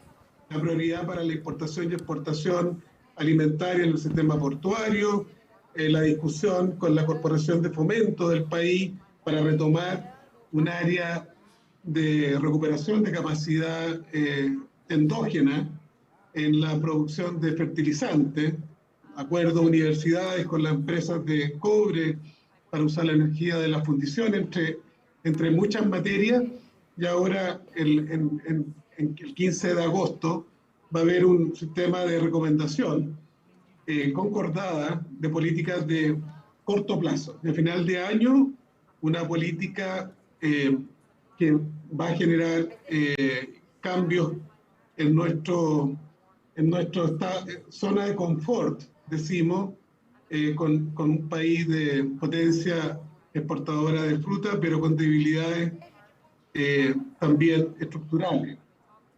Ahí se quiere recuperar cultivos tradicionales, lo de legumbre y lo de en diversas áreas, obviamente sin autarquía, sin esencialismo, sin un neoproteccionismo que dañe, sino que fortaleciendo el intercambio que también nos da seguridad. Somos muy dependientes de Estados Unidos, Canadá, Argentina, Perú, Brasil, en oleaginosa, en soja, en trigo, y eso lo queremos y lo apreciamos, y nos da seguridad. ¿Para qué está haciendo el gobierno? Hay un programa que se llama Chile Apoya, y el mayor gasto del presidente Boric en sus 4 meses ha sido contener los precios de los combustibles, que afecta, como sabemos, a toda la agricultura. Luego, en el caso de agricultura propiamente tal, se ha generado un programa Siembra por Chile, que tiene varios componentes de fomento a la productividad ante la emergencia agrícola por la crisis hídrica, que felizmente este invierno ha estado lloviendo en términos normales, nos da un respiro. Los que somos creyentes lo apreciamos. Pero ha habido una emergencia agrícola y con 2/3 de los municipios de Chile hay programas de apoyo a la pequeña agricultura, desde forraje hasta insumos agrícolas y también sistemas de riego. Hay proyectos de reactivación económica vinculados al sector que son muy significativos. Lo de bosque nativo, que tiene que ver con especies que aportan al sector apícola y, por cierto, a la polinización, ha sido muy importante con la creación de empleo. Lo mismo, cultivos tradicionales. Los cultivos tradicionales han tenido un caso histórico de apoyo con bonificación incluso por hectárea, no visto desde nuestra democracia desde el año 1990. Todo un trabajo de activación de los circuitos cortos, ferias y mercados campesinos, incluyendo elementos de agroecología. El mayor éxito tangible ha sido el aporte crediticio, con créditos blandos, gracias a fondos del Ministerio de Hacienda y el Banco del Estado. Se triplicó el crédito agrícola este semestre del 2022 comparado con el primer semestre del año 2021. Allí hay un resultado concreto que ha ayudado bastante. Lo mismo se amplió al sistema de tecnificación del riego. Se ayuda a distintos actores, pequeños, medianos y grandes, en los proyectos de riego. Y finalmente, el histórico INDAP, que es el Instituto de Desarrollo Agrícola, que viene desde los gobiernos reformistas de Frei Montalva, a los años 60, cuando se hace la reforma agraria.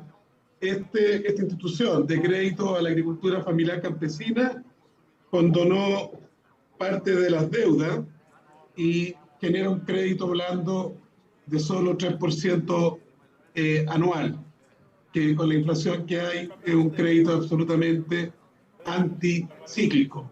También nos obligó la crisis a optimizar todos los servicios del Ministerio de Agricultura, fundaciones de innovación, el Servicio Agrícola y Ganadero, el Instituto Nacional de Investigación Agropecuaria, salir a acompañar a los actores con diversos reportes.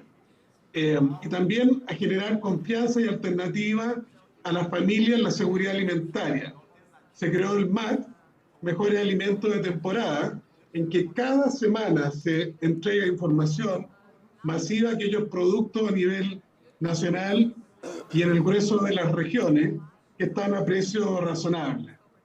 Chile, por su diversidad, a pesar de su diversidad geográfica, por ejemplo, ha tenido estabilizado el precio de las frutas, de los cítricos, de las verduras. Ha crecido mucho el sector de hortícola hidropónico y en distintas ciudades, incluyendo el norte, y también la producción de papas, que se ha convertido en una alternativa al alza del pan.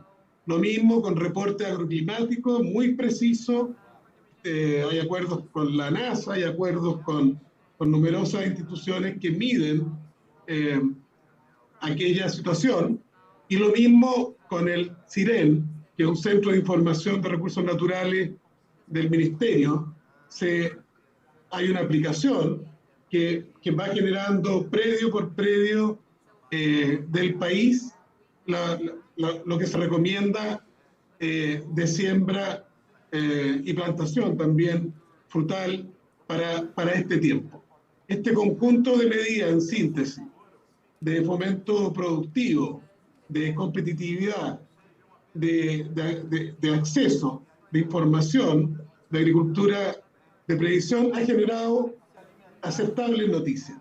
En estos días, 30 de este mes, están los datos oficiales y a pesar de visiones catastrofistas, en vez de tener 20 o 30% de menos siembra, hemos estado al igual que el año pasado. O sea, se logró estabilizar con estas distintas medidas y acompañar con crédito y también con entrega directa. Hicimos cosas que no se hacían hace años.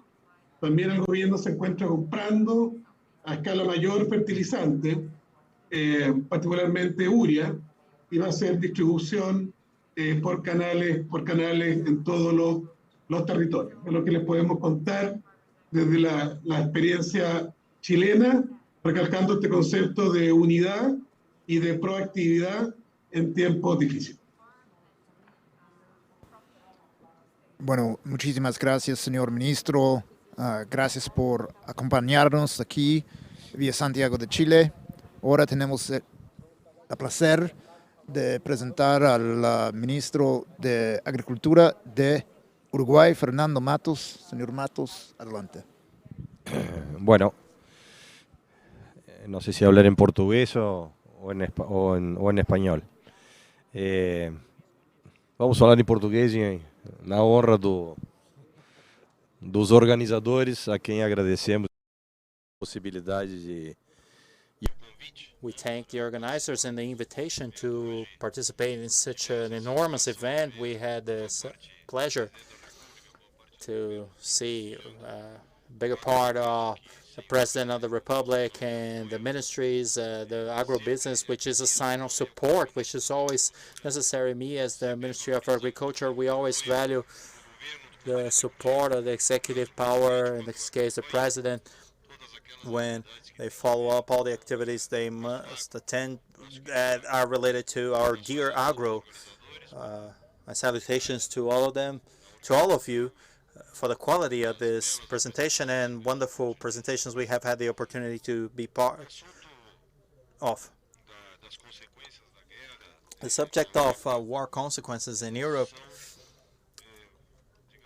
are, let's say, a chapter that started a long time ago. This hard reality we're going through today when it comes to agribusiness. Logically, we all know the consequences of the pandemic and all the drop in the gross product globally. Lots of countries in confinement, the suffering of the population, the uncertainty we have all had, the generic harm we did not was yet to come that was solved through the vaccine to try and stop and detain this pandemic, which has its effects as of today.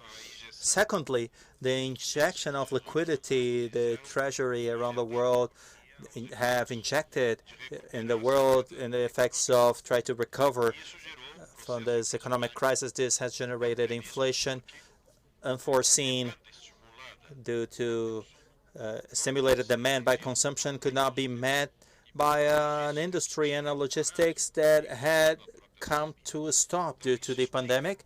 This also explains why the explosion of inflation rates. We could never predict. The United States at 9.1% closed in July. Inflations of double digits in Europe. This is indeed a big drama and a great problem that had been generating itself. It's been aggregating to all the inflation pressure from foods, and as a consequence of a diversity of climatic problems around the world, we have had a break of offers that could not be satisfied, because let me remind you that the matter of the pandemic determines that the countries that more strongly had the quarantine applied, we could leave to buy either medicine or food. Those which people cannot go without due to global scarcity and climatic reasons that affected different regions, productive regions that have affected that even before the war, prices had already been rather stimulated with considerable highs that generated all this set of problematics. Of course, this war and this perspective of impact in which countries involved in the conflict have a very important role. Almost 70% of sunflower oil belong to countries involved in the conflict. 1/3 of the soy in the country, 40% of the corn commercialized in the world, and other grains such as hops has also been impacted, and Ukraine, which was a great producer of fodder for the whole world. So there's a series of conflicts, and I try to describe it very simply. It has accelerated and provided another level, another stepping stone to the rise in prices. What happens to this reality? We then have an inflationary problem in the world, a problem in which we already had a drop in economic activity that is important due to the pandemic.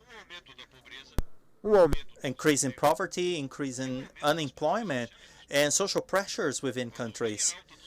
When the price rise comes, we see a rather difficult panorama for governments. The pressure on prices increases significantly. This is a pressure of social kind and political in some cases, and destabilization in some extreme cases, because in reality the European conflict generates additional inflation to the process of determination for food prices and grains, also associated to the matter of fuel. Energy, meaning, is being directly affected. There's an increase in oil, an increase in natural gas. There's also a geopolitical factor of enormous importance, which is the dependence of Europe on Russia's gas. This is enormously relevant when it comes to geopolitical. That shows that how well integrated we are. Depending on only one provider is something that we should all study. How does Europe react to this factor in which every political trend for bigger care towards the environment has gone throughout political alliances, central and nuclear, that have been closed, and hydro plants and coal plants that have also been closed, environmental preservation and production sectors. All of this had to be reverted to the conflict preservation, environmental preservation areas that are close to receiving cultures, coal plants that have been reactivated, and because of course the dependence on Russian gas was enormous to Europe, and there was no other immediate supply that could replace this dependence that indeed is a concerning subject. Besides this factor, we have had all the logistical problem which is prior to the war. Worldwide logistic problem has been generated by the exacerbation of the demand that could not be met and moved around by the shipping company. We ran out of ships and containers, and the adequate supply, also a rather important subject additional to the inflation. So all this cocktail determines an explosion in prices that generated pressures under determined governments, rather important, up to the point that we had some destabilization in some countries, and those countries that did not prioritize livestock and agriculture, such as Pakistan and Sri Lanka, had enormous problems to support this social convulsion that ended up overthrowing their governments, bringing social and political instability of enormous consequences. How are we to solve this problem from now on? Well, clearly an example of not depending on fuel suppliers we must observe this aspect and try to recover a bigger diversification and smaller dependence. And which path should we take? As Professor has mentioned here, we have to gather efforts inside Mercosur in order to assemble a conjuncture of logistics and work in a coordinated and together way, together with the cooperation bodies for agriculture bodies and the United Nations system that support us, so we may coordinate the movement of research systems of different countries in order to find alternatives also for fertilizers, because it's not only the matter of fertilizers, it's cultural practices we can apply in different cultures. As a precision agriculture, less dependent, that may provide productive results, improving productivity without the need of so many supplies. I believe this is the way. I think we must work towards coming together to internationally try and have better positioning of the delivery of our production. We are the barn of the Mercosur, but we commercialize individually. We are hostages. Most times are the sanitary protocols with technical barriers and hurdles that do not correspond, that we don't react. We're not capable of coordinating on and only position. We have to negotiate country by country because its negotiating advantage is better when we should be negotiating by block based on real research and data that we could certainly have available. I think that this whole matter of war consequences also brought great uncertainty. We are at this great uncertainty factor, because the certainty the producer has nowadays is that his or her resources for supplies is not that high, but due to future markets and all power struggles to lock prices is to have good economical results further ahead. This has been determining that many producers have also been opting for cultures that are not as dependent on some fertilizers, which have increased in price significantly. New agreements with supplying countries, new agreements for logistics, new accords to support the shipping companies that we could very well have for our own region, our own scheme, or reliable maritime transport that does not depend only on the availability of the supplier. Many pathways we could propose when it comes to regional coordination in order to face the situation, which is grave and threatens food safety around the world, and we should all be concerned about. Thank you very much. And try to revert it. Yes.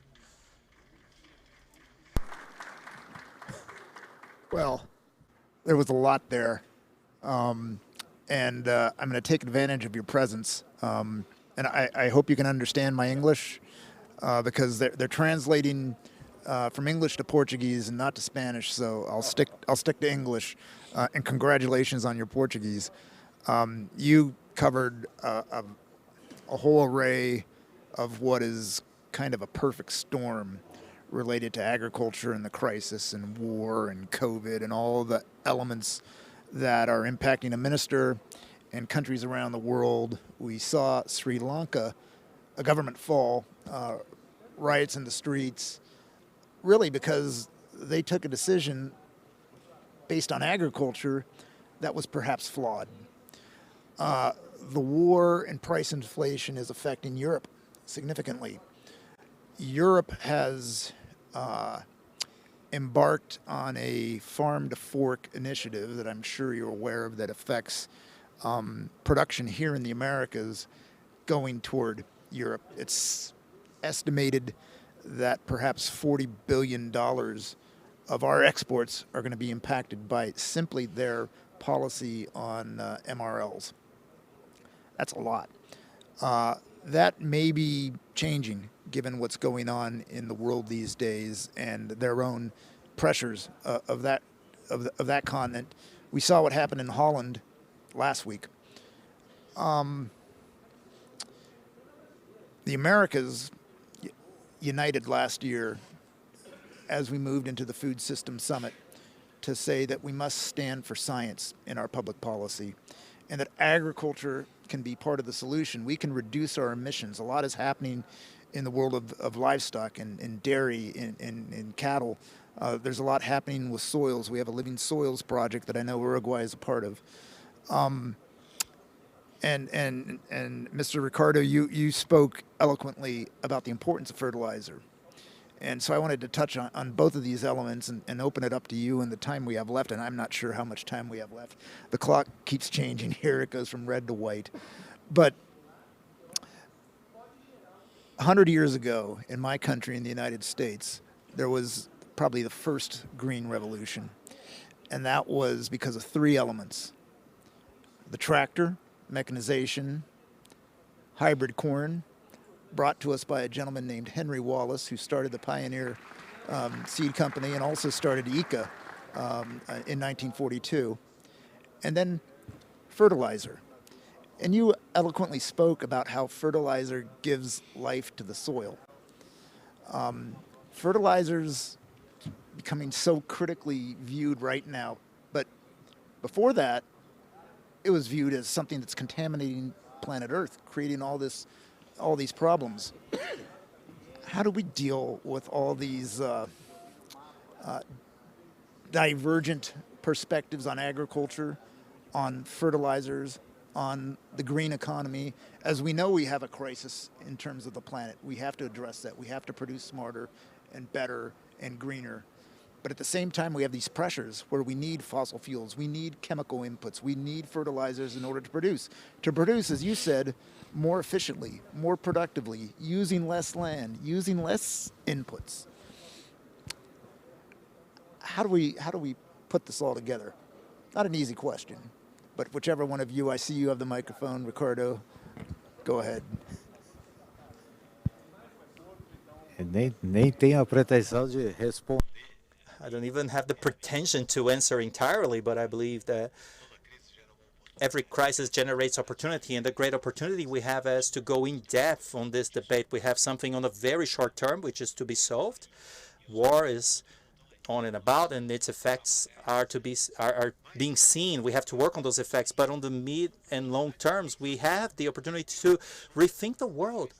The world is already rethinking this thing called globalization, this thing to do more for each country. And I believe that we as Latin America have the great opportunity to rescue via Mercosur something different from what we have been doing. And regarding the environment, I want to make it very clear that we don't talk about that. If we are the food barn of the world, we're also Latin America, the barn of the environment. We're able to provide environmentally correctly. We know how to do so. Our universities, our research centers are just as good as the best in the world. And we have this competence to unite these powers and to do more together so we can seek that in a better way. We already do that. We are better than we have been selling ourselves around. We can do better. We should sell ourselves better. Obrigado, Minister. Bom, eu acho que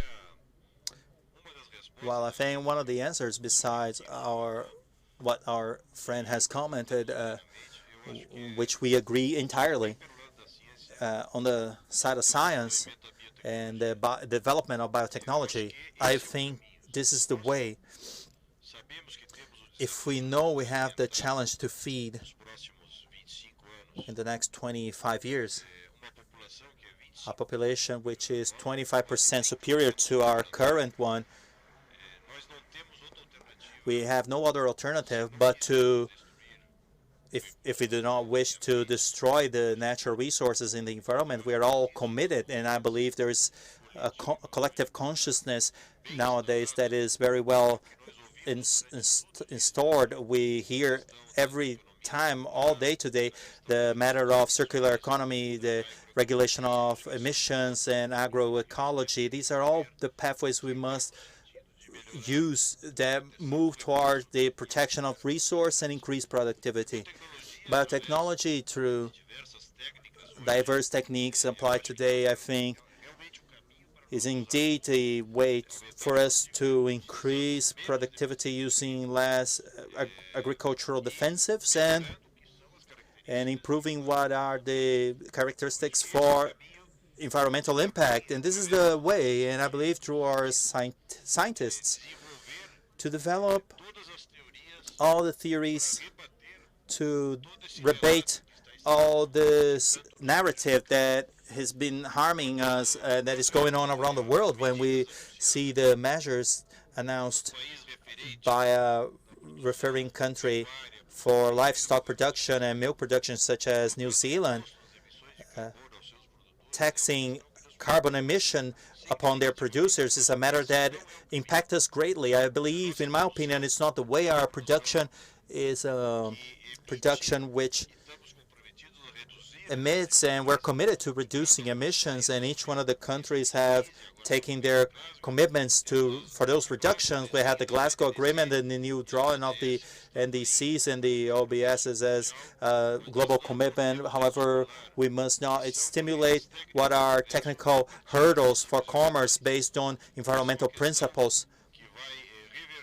This is a matter that will revert and have repercussions directly on the production schemes in our reality of production, especially our livestock pasture is one that emits but also captures carbon. So all our livestock must concentrate on the bigger capture on carbon in its productive system, and that's why in science should be focusing on and rebate with arguments that all the theory and relay around the world that livestock is a permanent aggression towards the environment, when in reality we are producing food that the world needs and will be needing in the future.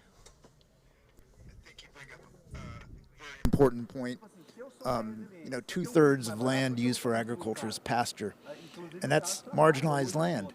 And so that is converted into protein for humans to live. And it's a vital thing that we need to somehow educate the people about better. I was talking to our representative sitting down there, Gabriel Delgado, about the importance of helping our sector communicate better about the importance of agriculture, the importance of nutrition, the importance of what we are doing to reduce our emissions. You discussed livestock. In dairy, the reduction in methane through the Global Methane Pledge is serious, and they're taking it seriously. There's an opportunity to work with the Americas, North and South, different dairy production schemes in order to reduce methane and make a huge contribution to greenhouse gas reductions. Livestock as well. I think we have about 11 minutes left, if I'm right on my reading of the clock down there. I don't know if there's any questions in the audience. I see Gabriel has a question. If we could get a microphone over to him, and then also if any of the panelists that are still online want to contribute after Gabriel.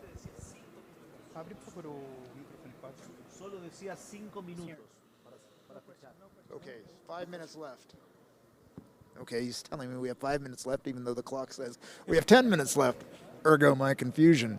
Are there any of the Are there any panelists online who want to go for round two?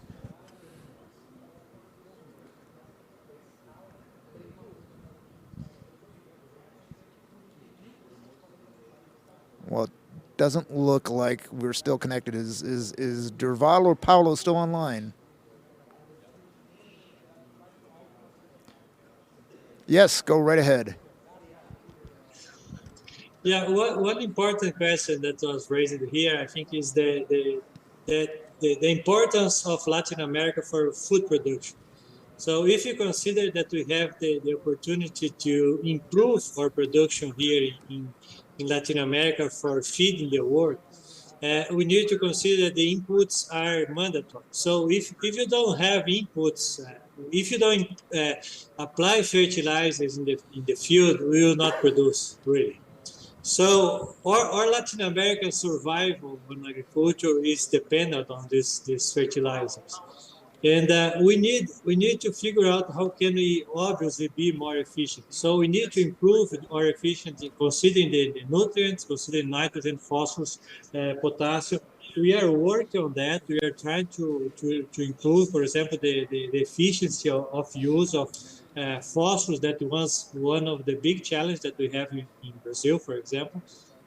But obviously, we need to consider that most of the outputs, the demands that the plant is extracted from our fields are going somewhere. So we need to figure out how the circular economy can work better for us. For example, Europe and Asia, we got a lot of nutrients going there, and we need to get this back in some way efficiently. So we need to figure out how can we get 100% efficient. That's the big point I think we need to consider. So obviously we need to avoid environmental issues. We need to avoid contamination. We need to try to figure out how can we manage it. But one important point is that we need to be more efficient in the production system. And another important point for nutrients is to consider the recycling. We need to be more efficient in recycling our waste, in recycling our nutrients that are delivered, animals and humans and everywhere. So we need to figure out that. So this is something that we need to figure out in a longer way.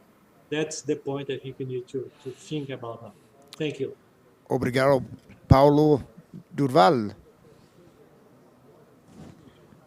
Existe, só para complementar. Just to add to what Paulo has said, we had many technologies,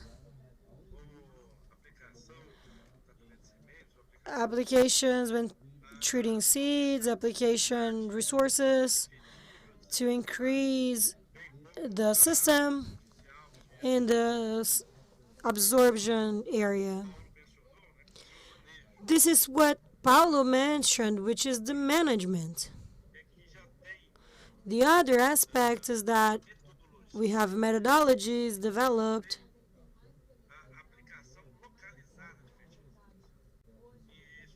for applied fertilizers. We can save up to 90% in some cases. Soil with 1 ppm fossil. We have experiments for over 30 years in Africa, in savanna soils, where they apply in total area 800 kilos, and when they do it in a local way, 80 kilos of P2O5, saving 90%, they have the same results regarding productivity. Another important aspect in the south of Goiás, we have many examples using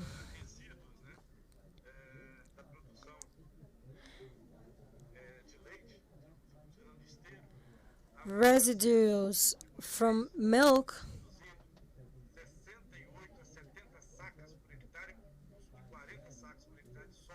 with a cost of 40 hectares of soy in 6,000 hectares. They can reduce substantially the amount of fertilizers. One of the ways in the physiological aspect in soil science with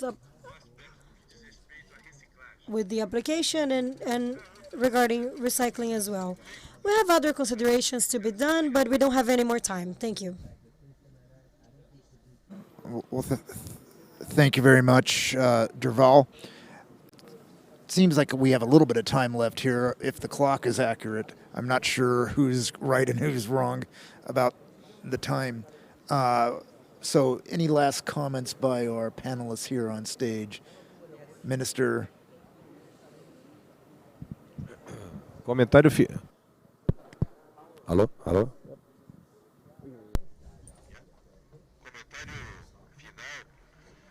Last comment. I would like to thank the opportunity to participate on this panel. We are talking about the consequences of war, and the consequences of war will be for a while. We won't recover from the conflict of Ukraine. We're going to have a few crops where Ukraine won't be able to go back into normal. We have a destruction of infrastructure that's very important. A significant producer.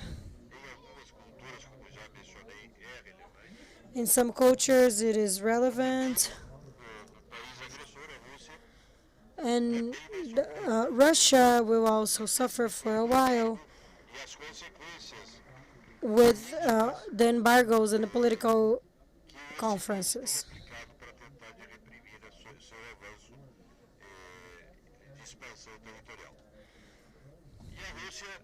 Russia is also using food as a weapon and energy as a weapon. For quite a while, we're going to have to live with this situation. This won't be solved easily. And we have to tune in the efforts to try to face the situation the best way possible. Thank you. Final thoughts in a minute. Yes.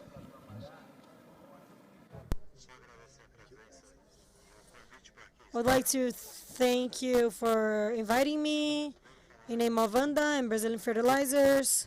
We are optimists. We are going to have a crop where our rural producer will still be brave, that even with high prices, to keep planting, because we have an important role in producing food. Of you and to all of our panelists, on behalf of Dr. Manuel Otero, the Director General of ICA, thank you very much for your participation in this panel. We are working hard on your behalf, Mr. Minister, and all the ministries and all the farmers of Latin America and the Americas, from north to south, to have a unified position to help show the world that in this part of the world we can work together, we can produce more food, we can do it better, we can do it greener, but we need to use the tools that we have that's based on science to do that more precisely. There's huge opportunity to improve how we produce, and we're very grateful for your contributions, the contributions of all the panelists, and for the audience here today. Muito obrigado. Thank you very much. Have a good evening.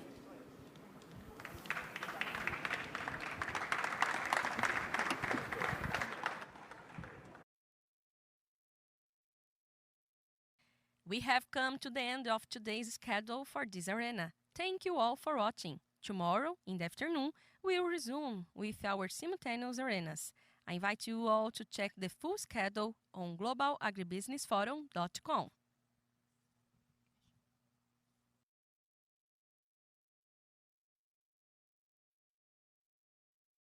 Sejam todos muito bem-vindos ao GAF 22.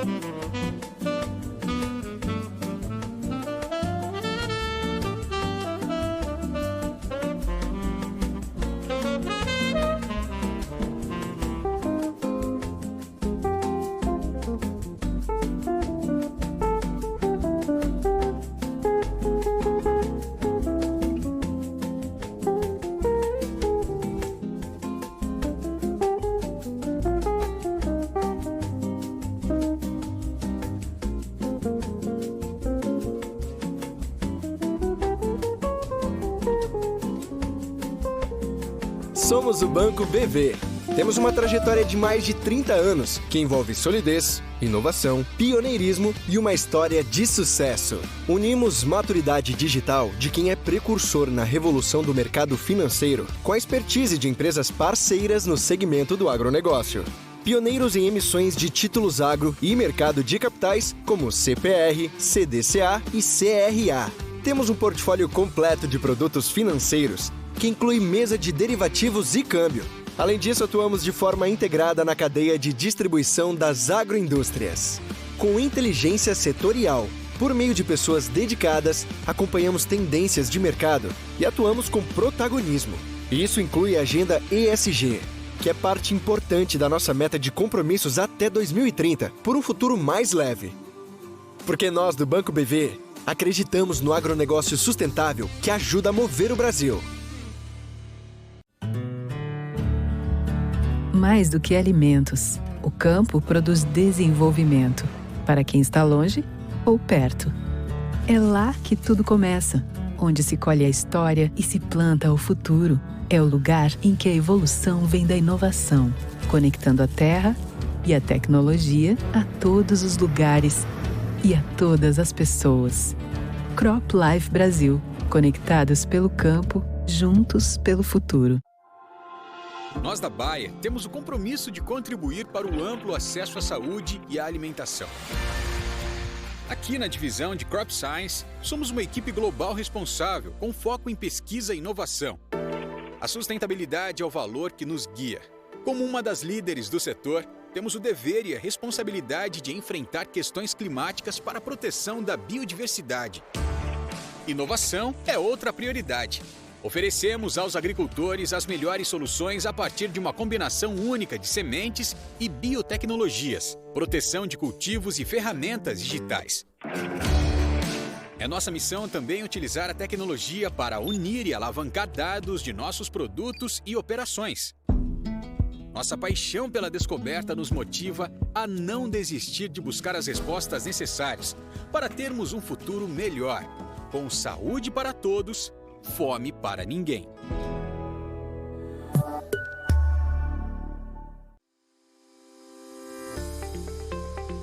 Você sabe o que é um FIAGRO e no que ele investe? Os FIAGROs vieram para facilitar as empresas do agronegócio a acessar o mercado de capitais e assim aproximar ainda mais o setor dos investidores. Funciona assim. O fundo faz uma captação no mercado com diversos investidores que buscam investir no agronegócio. Após essa captação e com o dinheiro em mãos, o fundo, com a sua equipe de gestores especializados, faz empréstimos para as empresas inseridas na cadeia do agronegócio. Quando as empresas fazem os pagamentos dos empréstimos, o fundo fica apenas com a taxa de administração. E, dependendo do fundo, uma taxa de performance, que são taxas pré-acordadas e que não irão mudar durante a vida do produto. Todo o restante dos rendimentos é repassado aos cotistas do fundo. Além disso, os FIAGROs podem oferecer diversos outros benefícios para os investidores, como a distribuição de rendimentos isentos de imposto de renda para pessoas físicas, investimento inicial baixo, diversificação setorial e regional dos investimentos, seleção e gestão de operações por um time experiente e focado no setor, diversificação na sua carteira de investimentos com alocação em um setor tão importante para o Brasil, e as cotas, em geral, são listadas na bolsa, proporcionando liquidez diária aos investidores.